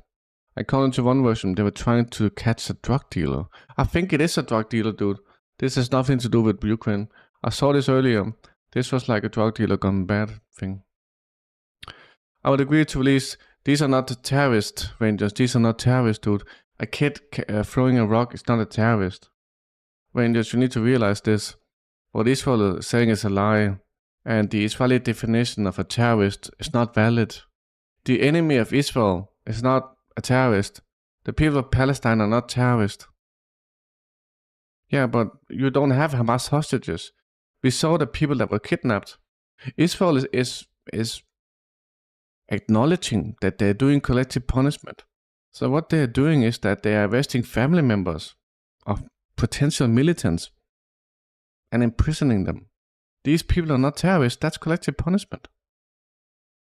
Israel is taking people who throw a rock and giving them years in prison. Welcome back, Salman. Hey, Slick Diaz.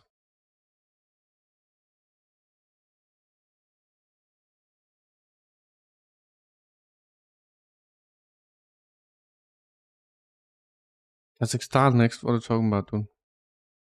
What are you talking about?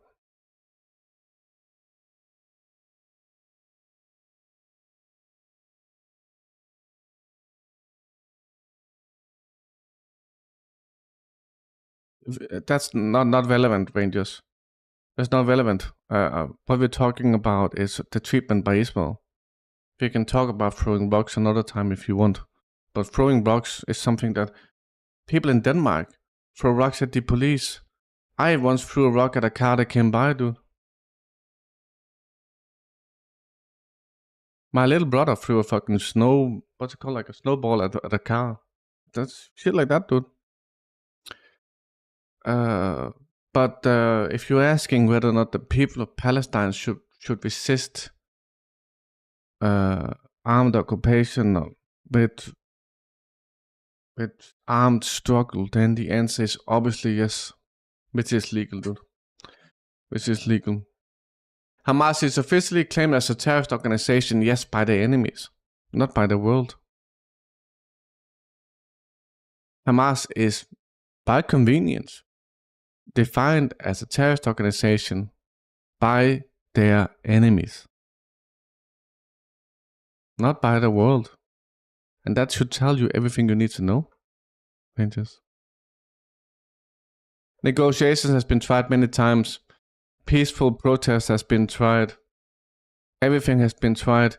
The purpose of Israel, Rangers, is to control the region. There's no point in negotiations. So that's why it makes no sense to think that Israel will solve the situation diplomatically, because it goes against the nature of Israel. It makes no sense, right? So that's why the Israeli and Palestine situation will never be solved diplomatically, because the nature of Israel is occupation and disruption.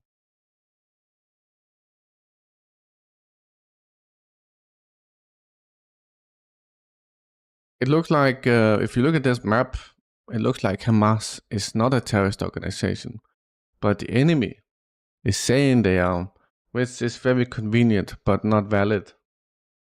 And we have to look at the reality of this situation. We know now why they have deemed Hamas a terrorist organization, right? It's so they can talk bad about them and cleanse Gaza, do ethnically cleansing of the Palestinians by saying Hamas is a boogeyman and they are bad people. That has been proven, right? You can just look at the last 6 months where Israel has been killing 40,000 civilians under the guise of attacking Hamas, which hasn't happened. So no one believes this anymore, Rangers, and neither should you. Neither should you, dude. You shouldn't believe the lies, Rangers. No one else is. No one else is believing the fucking lies, dude. And I hope one day you'll wake up and stop believing them. I'm gonna keep showing you facts, dude.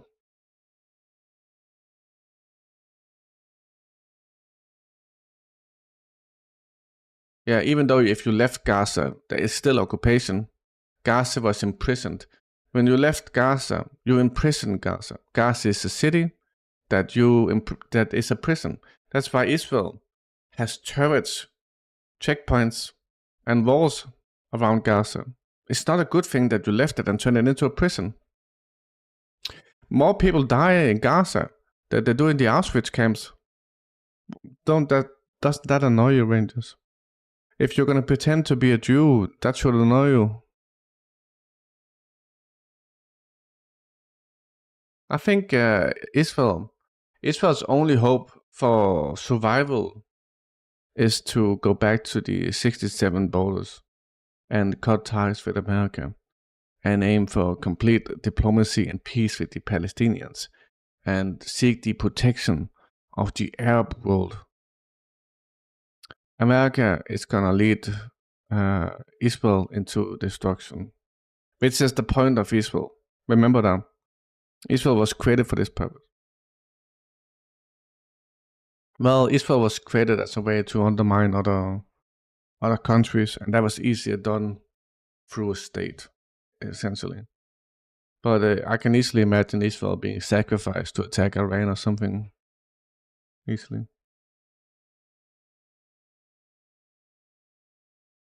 Yeah, there's no half occupation, it's just occupation. That's right, dude.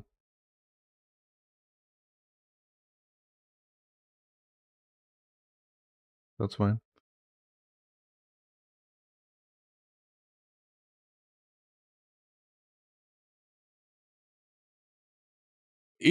So that depends, Rangers. In some way, I feel like Israel should do as bad as possible so someone stops them. Because Israel needs to be stopped, dude. The biggest child killer on the planet needs to be stopped, without a doubt.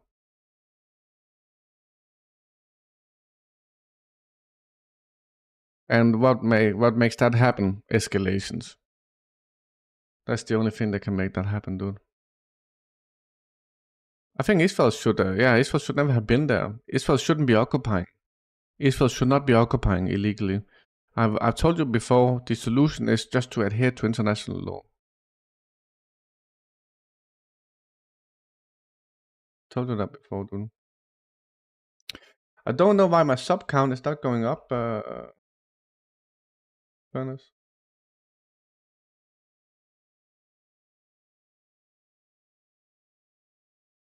I think it's because it's a resubscription.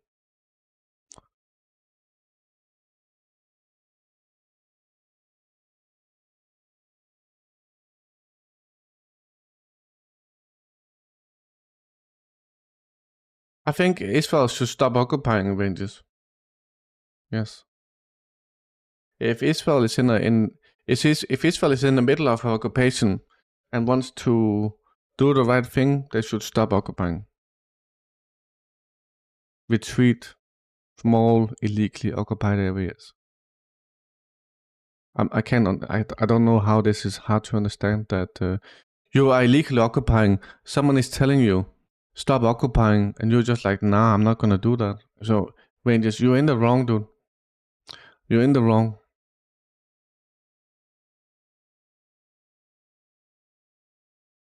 Have you not seen what's happening in Gaza, dude? And Gaza is an expression of what Israel represents. I've already told you the answer.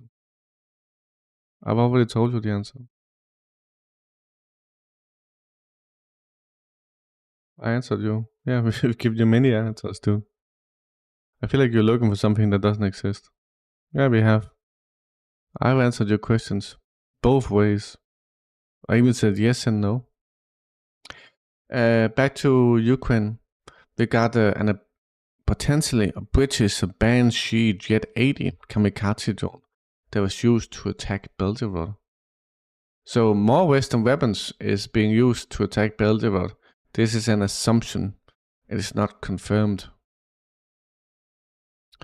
I'm not sure how to confirm that, dude. Simply by looking at that picture.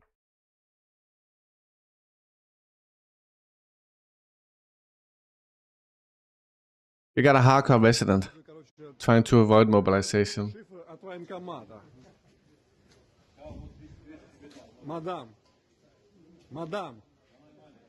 Мадам, это вас ТТК беспокоит.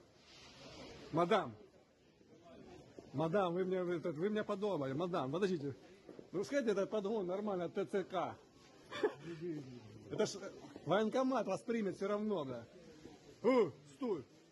Это ж серия от военкомата. Держите, сейчас повестку оформим, бля. Так, а ну стой. Повестку не хочет, видите? Как нарядился, я I was on voice with some other people on Discord. Probably. Is that what you mean, Rangers? I forgot with whom though. I had the Shegaft on the stream some days ago. So what that must have been Thursday or Friday. They didn't stream, I think. I don't think they were streaming. They were just on my Discord.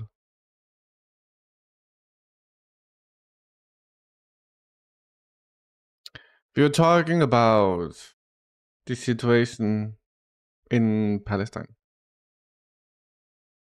The guy is from Algeria. He understands Arabic. You know what we have? I showed you this yesterday. I got this one with subtitles. This is a video with interrogation of the Crocus terrorist and some other material. Hey Ding Dingler, what's up? They won't attack Israel if it does a ceasefire. I don't know. But if you hear anything about Iran these days, Ding Dingler, try to confirm the source. Try doing it now, Ding Dangler. Try going to where you heard that and then confirm it. Because there's so much bullshit regarding Iran these days that I don't believe half of it, dude. I would say all of it. I want all of it to be confirmed. Kiev must decide what to compromise to make with Moscow, said Stoltenberg in an interview with BBC. In the end, it will be up to Ukraine to decide what to compromise they're willing to make, and we need to give them the opportunity to be in a position where they actually achieve an acceptable result at the negotiating table. Lol, dude. That's a bit too late. Iran was portrayed by America and Israel as if they were threatening Israel. And then I looked at what Iran said, and they said no such thing. So what was happening was fear-mongering done by Israel and America. They were essentially lying about what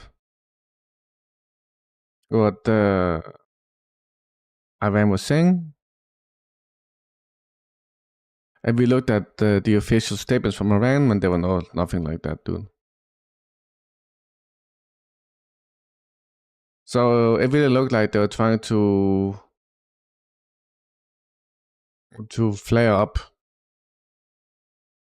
a bunch of bullshit between Iran and Israel, and maybe pretend like they were gonna be attacked.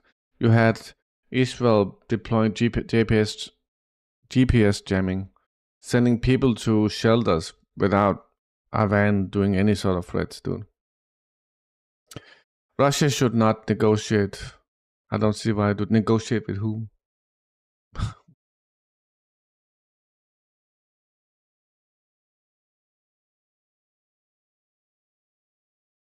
Yeah, something like that will probably be stated in the Iranian news anyway, ding dang, no? Try to take a look at this one if you want to, ding dang, no? See what you can find out, dude. Israeli occupation military destroyed on site 23 Red Crescent ambulances before it withdrew from Khan Yunis. Of course, it destroyed everything it could, dude. Rangers, I've seen videos of what Israel left behind in Khan Yunis. Or Al-Shifa, sorry, Al-Shifa. It's fucking horrendous, dude. It's fucking horrendous. Body is fucking dismembered and just shredded to pieces, dude. Women, children executed. People tied with their hands behind their back and executed, dude. What happened at Al-Shifa is fucking horrendous. Hundreds of people were massacred there, dude.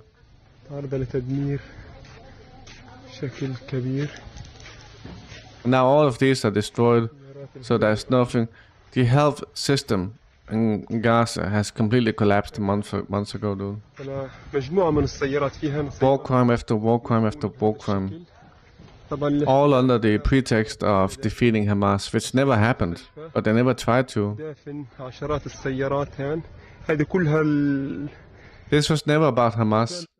The reason why we know this was never about Hamas is because when they went into Al-Shifa, they killed civilians and they burned the hospital, they destroyed everything, and then they left. Hey Sven Kia, what's up? هذا الشكل هي أحد السيارات تابعة للخدمات الإدارية. هذه الحفرة داخل أسوار المستشفى، مستشفى الأمل. هذه الحفرة من الناحية الأخرى. سيارات بالعشرات تم تدميرها للإسعافات الهلال.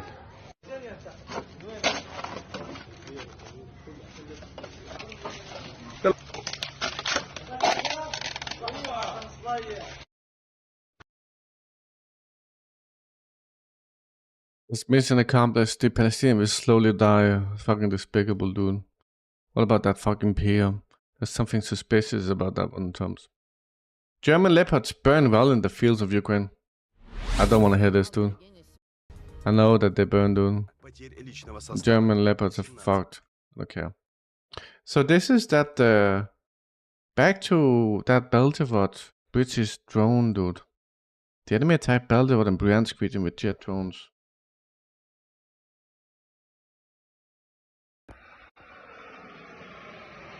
Is this a drone? That's a big ass drone, dude. Mom.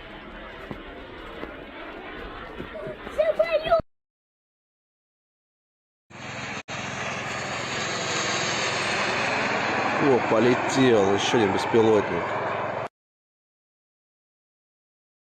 They want to kill all of the Palestinians. Yeah, that has been the objective since the start. Regarding this, regarding the interrogation here, let's see if I have some info.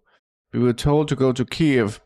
Ukraine footage of the interrogation of the terrorist attack. So the terrorists were promised that if they were, the terrorists were promised that it was there that they would be given 1 million rubles each. The detainees until the last minute received instruction from the curator, who promised that they would wait for the creatures at the border and help them get to Kiev. In Ukraine, 2 corridors were prepared for fugitives at once. The Ukrainian armed forces cleared mines along the border. Okay, I'll come back to it. I have this one with subtitles, which I'll come back to. So we got this, boys, which is: in the village of Ismail district, people in military uniform packed a teenager into a bus. They tried to mobilize a 14-year-old orphan in Odessa, threatened them with weapons. The military commissars forced him into a minibus, beat him, and tied his hands with plastic tie. When they found out his age, they kicked him out of the car right on the highway, threatening him with violence if he told anyone about what happened. Okay, so they didn't actually mobilize him when they found out he was 14. That's something, dude. It's not my source, but this says yes, but does it have a source in that one? So that's from the Economic Times. So check the description, ding ding, and see if you can find anything. I can see if I can find something later. Or maybe see if you can find something on Iranian news regarding a phone call, if that's what it is. See if they collaborate this story. Zircon missiles strikes on Kiev became a signal for the West. The strikes of Zircon hypersonic missiles on military targets in Kiev became a warning to the West, writes La Nouvelle Tribune. The publication says that the use of Zircon missiles can be considered a signal to Russia's opponents. It is noted that Russia's weapons are capable of withstanding the most complex air defense systems, including the American Patriot. Hypersonic missiles are a new element in the Russian system of strategic containment of the West and pressure on Kiev. At the end of March, the Russian Minister of Defense reported 58 strikes on Ukrainian targets, including the latest Zircon hypersonic missiles, which have a range of 1,000 kilometers and can reach speeds of Mach 9. Okay. This is from Zaporozhye nuclear power plant. This is what is left of the drone. That is a small drone, though. That looks like an FPV drone. 3 employees of Zaporozhye were injured, and the station was subjugated to unprecedented series of drone attacks. Okay.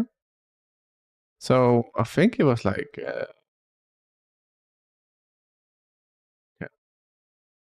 Go back to that.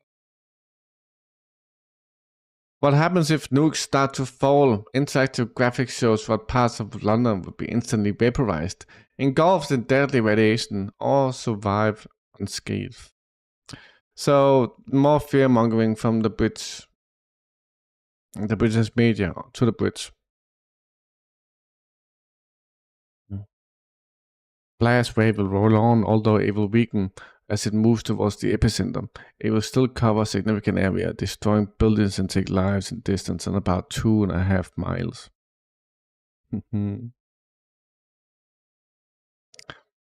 So this is the Air Force, Kharkov Air Force University. I showed you that video earlier. I don't know what was actually hit here. Yes, I think Iran should have nuclear weapons too. I think. Good night, Maddie. Good night. Sleep well. And thank you for being here.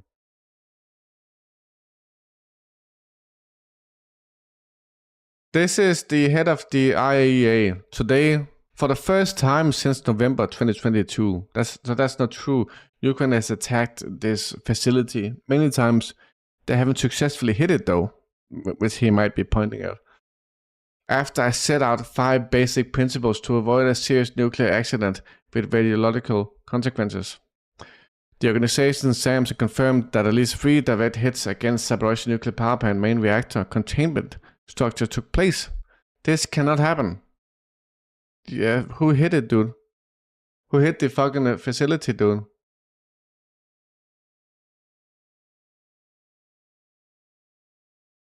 So WHO staff witnessed the complete destruction of Al-Shifa Hospital. Here I am in what remains of the emergency room of the biggest hospital of Gaza, Al-Shifa.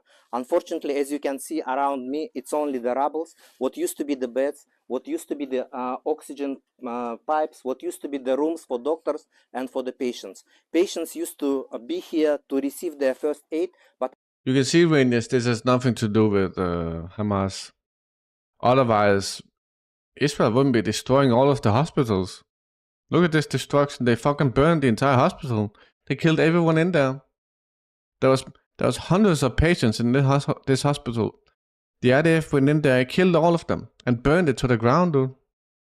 There's nothing to do with Hamas, or terrorism, or self-defense. Unfortunately, now everything is burned, and as you can see behind me, there is nothing left of the emergency. This was about destroying the possibility of Gaza having a health system. Hey, Leo.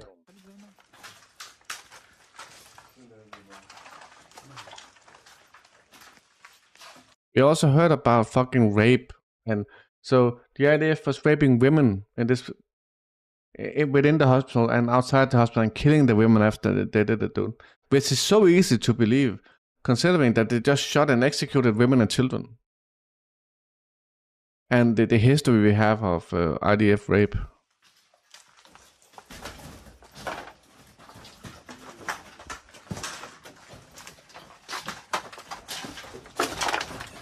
In the yard of the hospital are the graves of people who have... I've seen these graves, dude. So these are not really graves. These are just people that were being bulldozed. The bodies are torn to pieces, dude. Right. Some of them have been buried. Some of them are not yet even buried. So you can see here, and in many other places, you can see the bodies. This is just people being run over by the bulldozer. Most likely while they had their hands tied behind their back and fucking driven over while they were alive, dude. I saw the bodies. Fucking shredded, dude. That are rotting under the Gazan sun. Fucking despicable. This is the most horrific thing I've ever seen. The footage that comes out of Gaza, dude. Again, Khan Yunis. I showed you that. That was Khan Yunis. Same sort of thing, dude.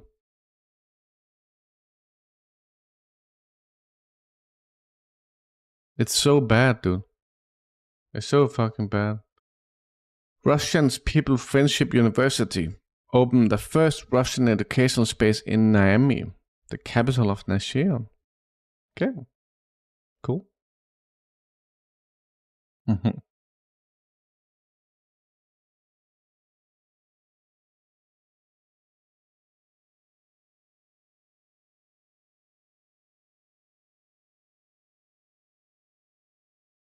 Cosmos will stream live space rocket launch in major Russian cities. Cool. When is this, dude? Is it tomorrow? I think it's tomorrow. I think this is tomorrow, dude.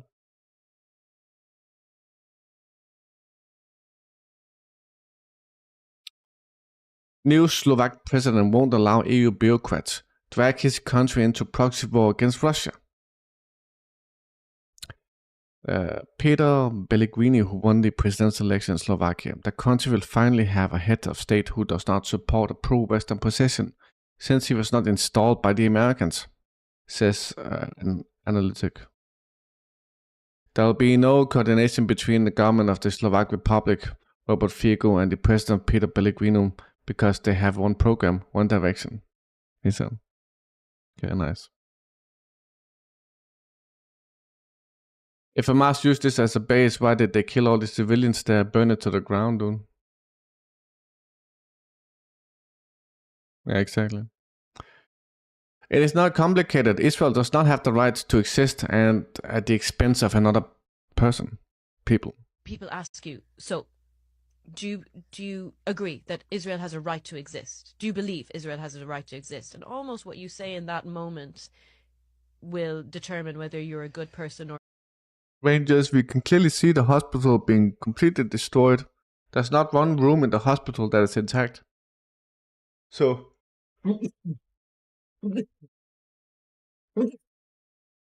Israel went from room to room to room, destroyed it. They destroyed all of the equipment. They then took every single individual in the hospital and killed them. Thank you. a bad person, because and this is this. You don't. If there's a firefight in a building, you will see bullet holes here and there. But the entire hospital, every single place has been destroyed. Rangers. That can only happen if you want to destroy it. There wasn't like a firefight in there. That's not what happened. Have you seen terrorists fight? Have you seen terrorists fighting at a location? That's like bullet holes in the walls. This place was destroyed. Every single equipment, every single room was destroyed. The entire thing was burned, dude. People with hands tied behind their back were executed and bulldozed into the ground. All of the patients were dead. There's not a single patient in there who's alive. But we've seen no militants. There's no sign of Hamas or any Hamas militants that's dead there. So Israel has said it's about Hamas. They haven't been able to prove that. No proof exists. So I'm gonna assume it's a lie until they prove it. But we have seen proof of is them executing civilians. In fact, they executed all of these civilians. All of them is executed. Not just half of them, but all of them. The people in the vicinity were executed. The entire hospital is gone. Because there was no firefight there. Israel went into the place. They tied everyone up. Then they raped them. Then they killed them. Then they went room to room to room and destroyed it, as they were told to by their superiors, as a way to ethically cleanse the Palestinians, which has systematically been happening for 6 months. That is why every hospital in Gaza is destroyed. Every single hospital in Gaza is destroyed because of this. What Israel says is irrelevant. What they prove is relevant. So I don't care what Israel says, and neither you shouldn't care about it either. I've shown you enough evidence, Rangers, for you to change your mind, dude. You should change your mind, dude. I just want to hit home that if you ask this question to any Palestinian, you're essentially asking this Palestinian to agree with the forced displacement of their own family. Of course, the Palestinians shouldn't agree to forced displacement, dude.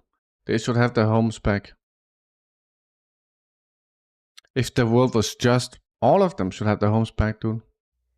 You know, so no, I don't agree that Israel has a right to exist at the expense of another people, which is exactly what happened. But somehow, you know, that part of the equation is just totally dropped off. And it's like, you know, do you agree that Israel has a right to exist? And it also, from a lot of the times from, you know, the Jewish person that this question is coming from, you know, they've taken it that like, do you agree with me to exist as a Jewish person? And it's like, but sure, absolutely, you already exist.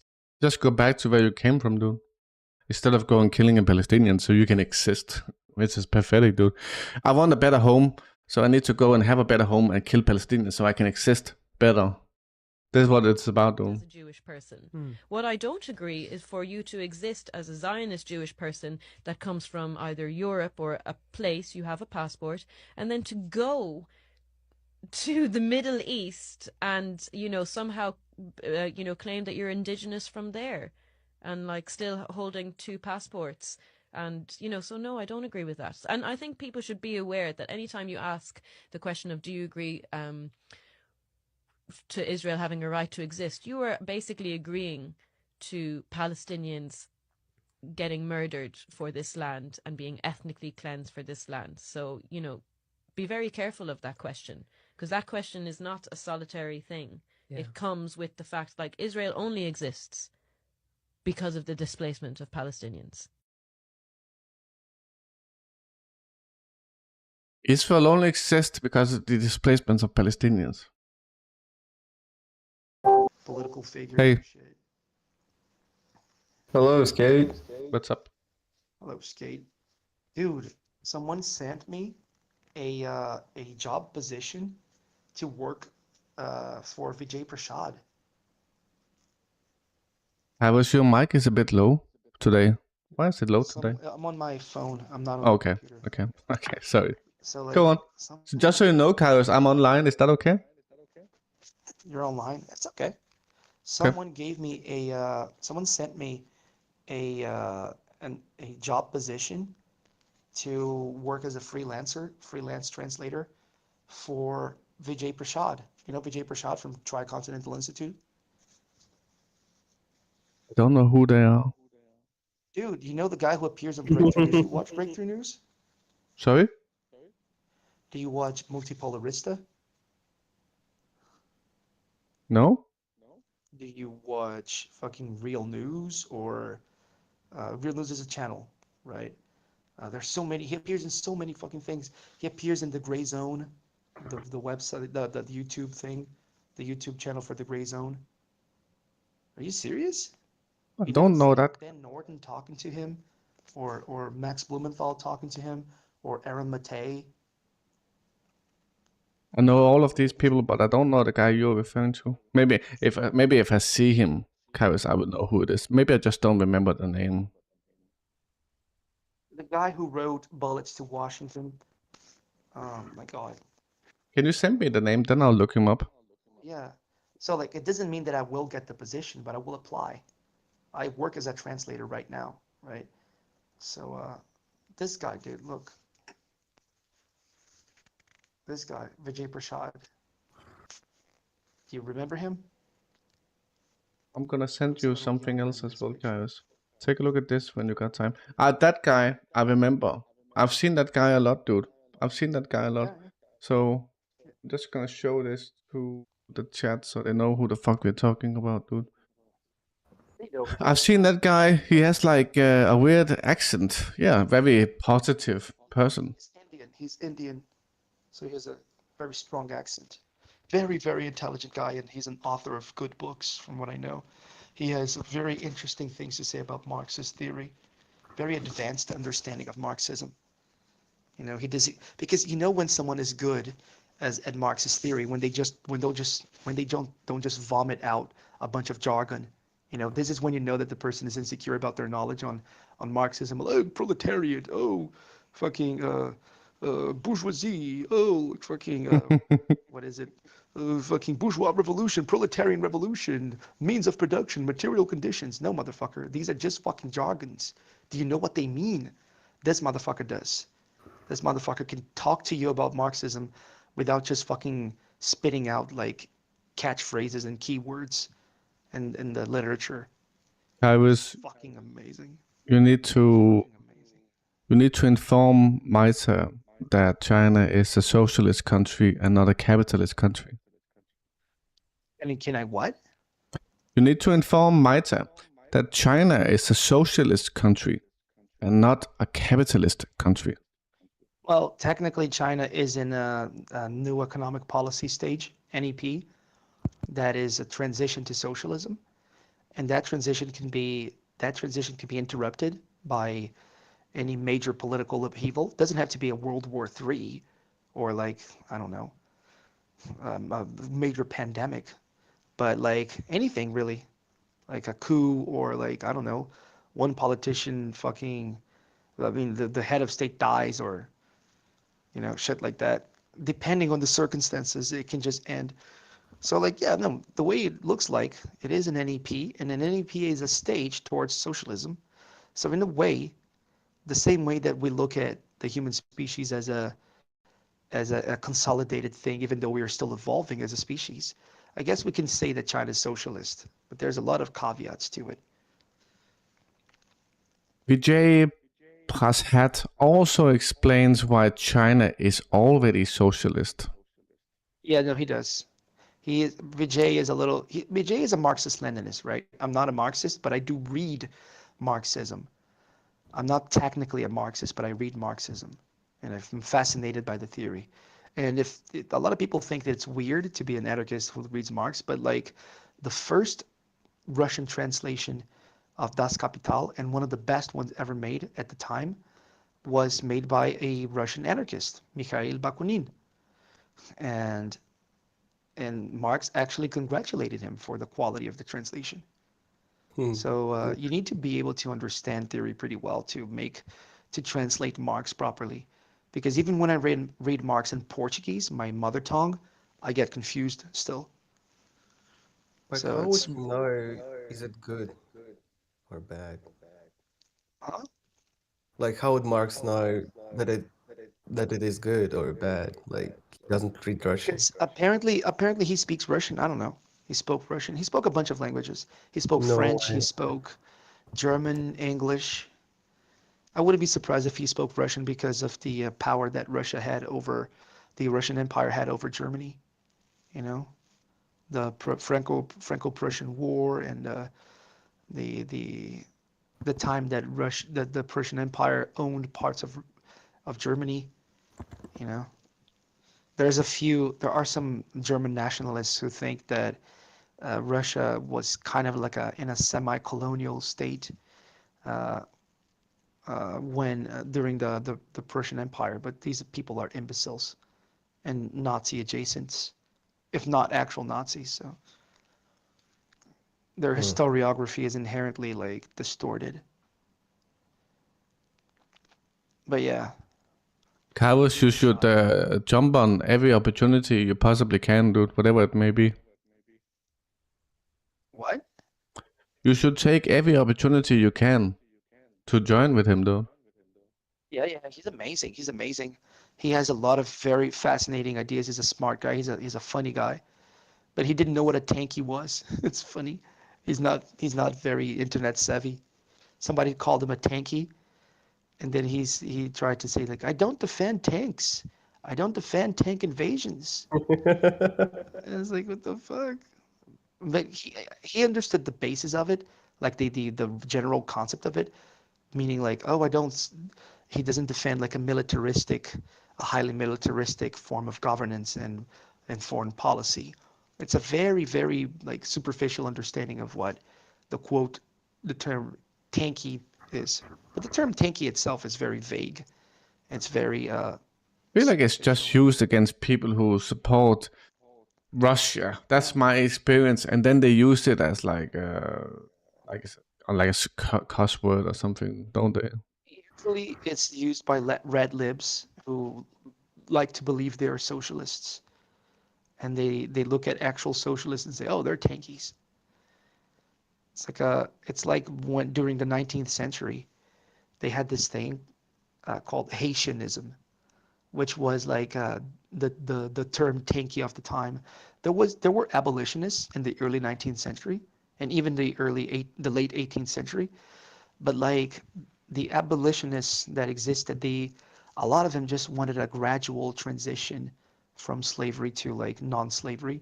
It's like, maybe the next generation of slaves will have more rights, and then slowly their grandchildren may be born free, but we got to slow it down.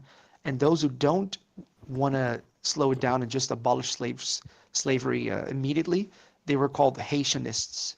They were considered extremists and like irrational and fanatical based on Haiti, because Haiti had a revolution that abolished slavery for a time, forever actually in Haiti, apparently. But like basically they saw the Haitian revolution as a cautionary tale for every other nation that wants to abolish slavery, because fuck, I'm sleepy as fuck. It's late here, almost midnight. So like basically the Haitians, they had to shed a lot of blood. They had to kill a bunch of people to do their revolution. So the newspapers, the bourgeois newspapers, were like, oh, the atrocities committed by the Haitian revolutionaries to end slavery. Look at all this bloodshed. They're so violent. This is not the way you do things. And then France joined forces with other colonialist nations and like counterattacked and massacred the revolution, right? But it took a lot for them to massacre it. So they said like, see, that didn't even work. This is what I'm gonna call Haitianism. So the Haitianists, the term Haitianist was considered derogatory. When you were called a Haitianist, you're basically being called a lunatic, a fanatic, like a tanky of the time. Because you want violence. You want people to die to end slavery. These terms, they exist to protect the Overton window. But you got to ask yourself, if these terms are created to protect the Overton window, doesn't that mean that the Overton window is unnatural and it's like subject to direct change by the actions of the people? Instead of just worshiping the Overton window like PPG does, we could simply change it through collective action. You know, when we become. Can you explain what the Overton window is again? Huh? Can you explain what the Overton window is again? The Overton window is basically a sphere of acceptable political discourse in politics. I mean, in a society, right? Basically, the kind of conversations that people are allowed to have. For example, the Overton window in the Israel-Palestine situation went to the left after a few weeks after October 7, when they saw Israel massacring the Gazans in completely disproportionate ways. Certain things started becoming acceptable to say, like to say that Israel is an apartheid regime, that Israel is a genocidal fascistic regime, that Israel is that they need to end, that Zionism is a far-right ideology. So like these things were considered unacceptable. They were considered anti-Semitic statements. Yep. But nowadays they're not. Right? But anyway, I think I'm gonna have to take some rest. I think I woke my wife up with this rant. She needs to sleep, and I need to sleep too. Wait, man, before you go, there is some dude with the yellow nickname in the chat asking about what do you think about the gulags and stuff? The gulags were, well, I am to a large extent, I am a prison abolitionist, right? That doesn't mean that I want all prisons to end, but the way that we handle crime, the way that we handle criminals, and the way that we resocialize them is completely fucked up. So of course I'm not gonna be like enthusiastic about prisons, but gulags are not the same thing as concentration camps, like a lot of fucking reactionaries like to say. Whenever we talk about the Nazi concentration camps, the reactionaries, especially the Nazi sympathizing ones, they like to say, oh yeah, how about the gulags? Aren't they the same thing? No, they're not. Not even close to the same thing, right? They were bad. You can just look at how many people who died there. The stories that are told about gulags a lot of them are peppered with lies. Yep. You know, they were harsh places, they were difficult places, but so were prisons all over the world in the 1940s and 50s. Exactly. There's more people who died in American prisons at that time than in the gulags. I mean, I would have to look at the statistics, but I wouldn't be surprised. So like, the gulags were harsh, but they were not like, you just slap a fucking foreign name, especially a quote unquote Eastern name on an institution, and suddenly the Westerners go like, oh my God, it sounds so brutal and barbaric because it doesn't sound like English. Words like despot or gulag, or all these words that they like to use to fucking to exotify non-Western forms of government, non-Western societies. You know, there is some stats somewhere. I had a look at the stats, and there was way more people dying in American prisons. Which is so easy to believe. You can just look at the American prisons today. A shit ton of people fucking die there, dude. I think it's like 500 a month. well, that but the thing dies is, in a. the prison population in America is much, much greater than the prison population in Russia ever was, ever. Right? So it's, I don't know. You have to adjust proportions. But anyway, I'm getting thirsty. I'm getting sleepy. I'm gonna have to go to bed. First I have to get my laundry. Fuck. Fine, Kaius. Thanks for the talk, man. You too, man. See ya.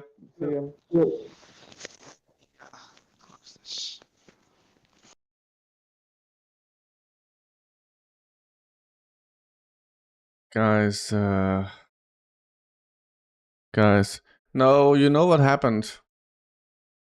White Senior is that Israel withdrew from Gaza without defeating Hamas or doing any of their military objectives. So do you know what's funny is that Israel had a defeat, dude. A strategic defeat by Israel. I find that funny, dude, that there was a strategic defeat by Israel. They were fucking defeated, dude. The IDF were defeated. Don't you guys find that funny, dude?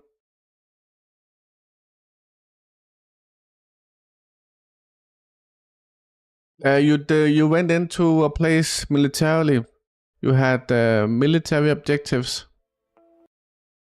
The enemy prevented you from achieving these military objectives. So you retreat. That's a defeat. Right, guys, we're in the city of Zapolyarny, near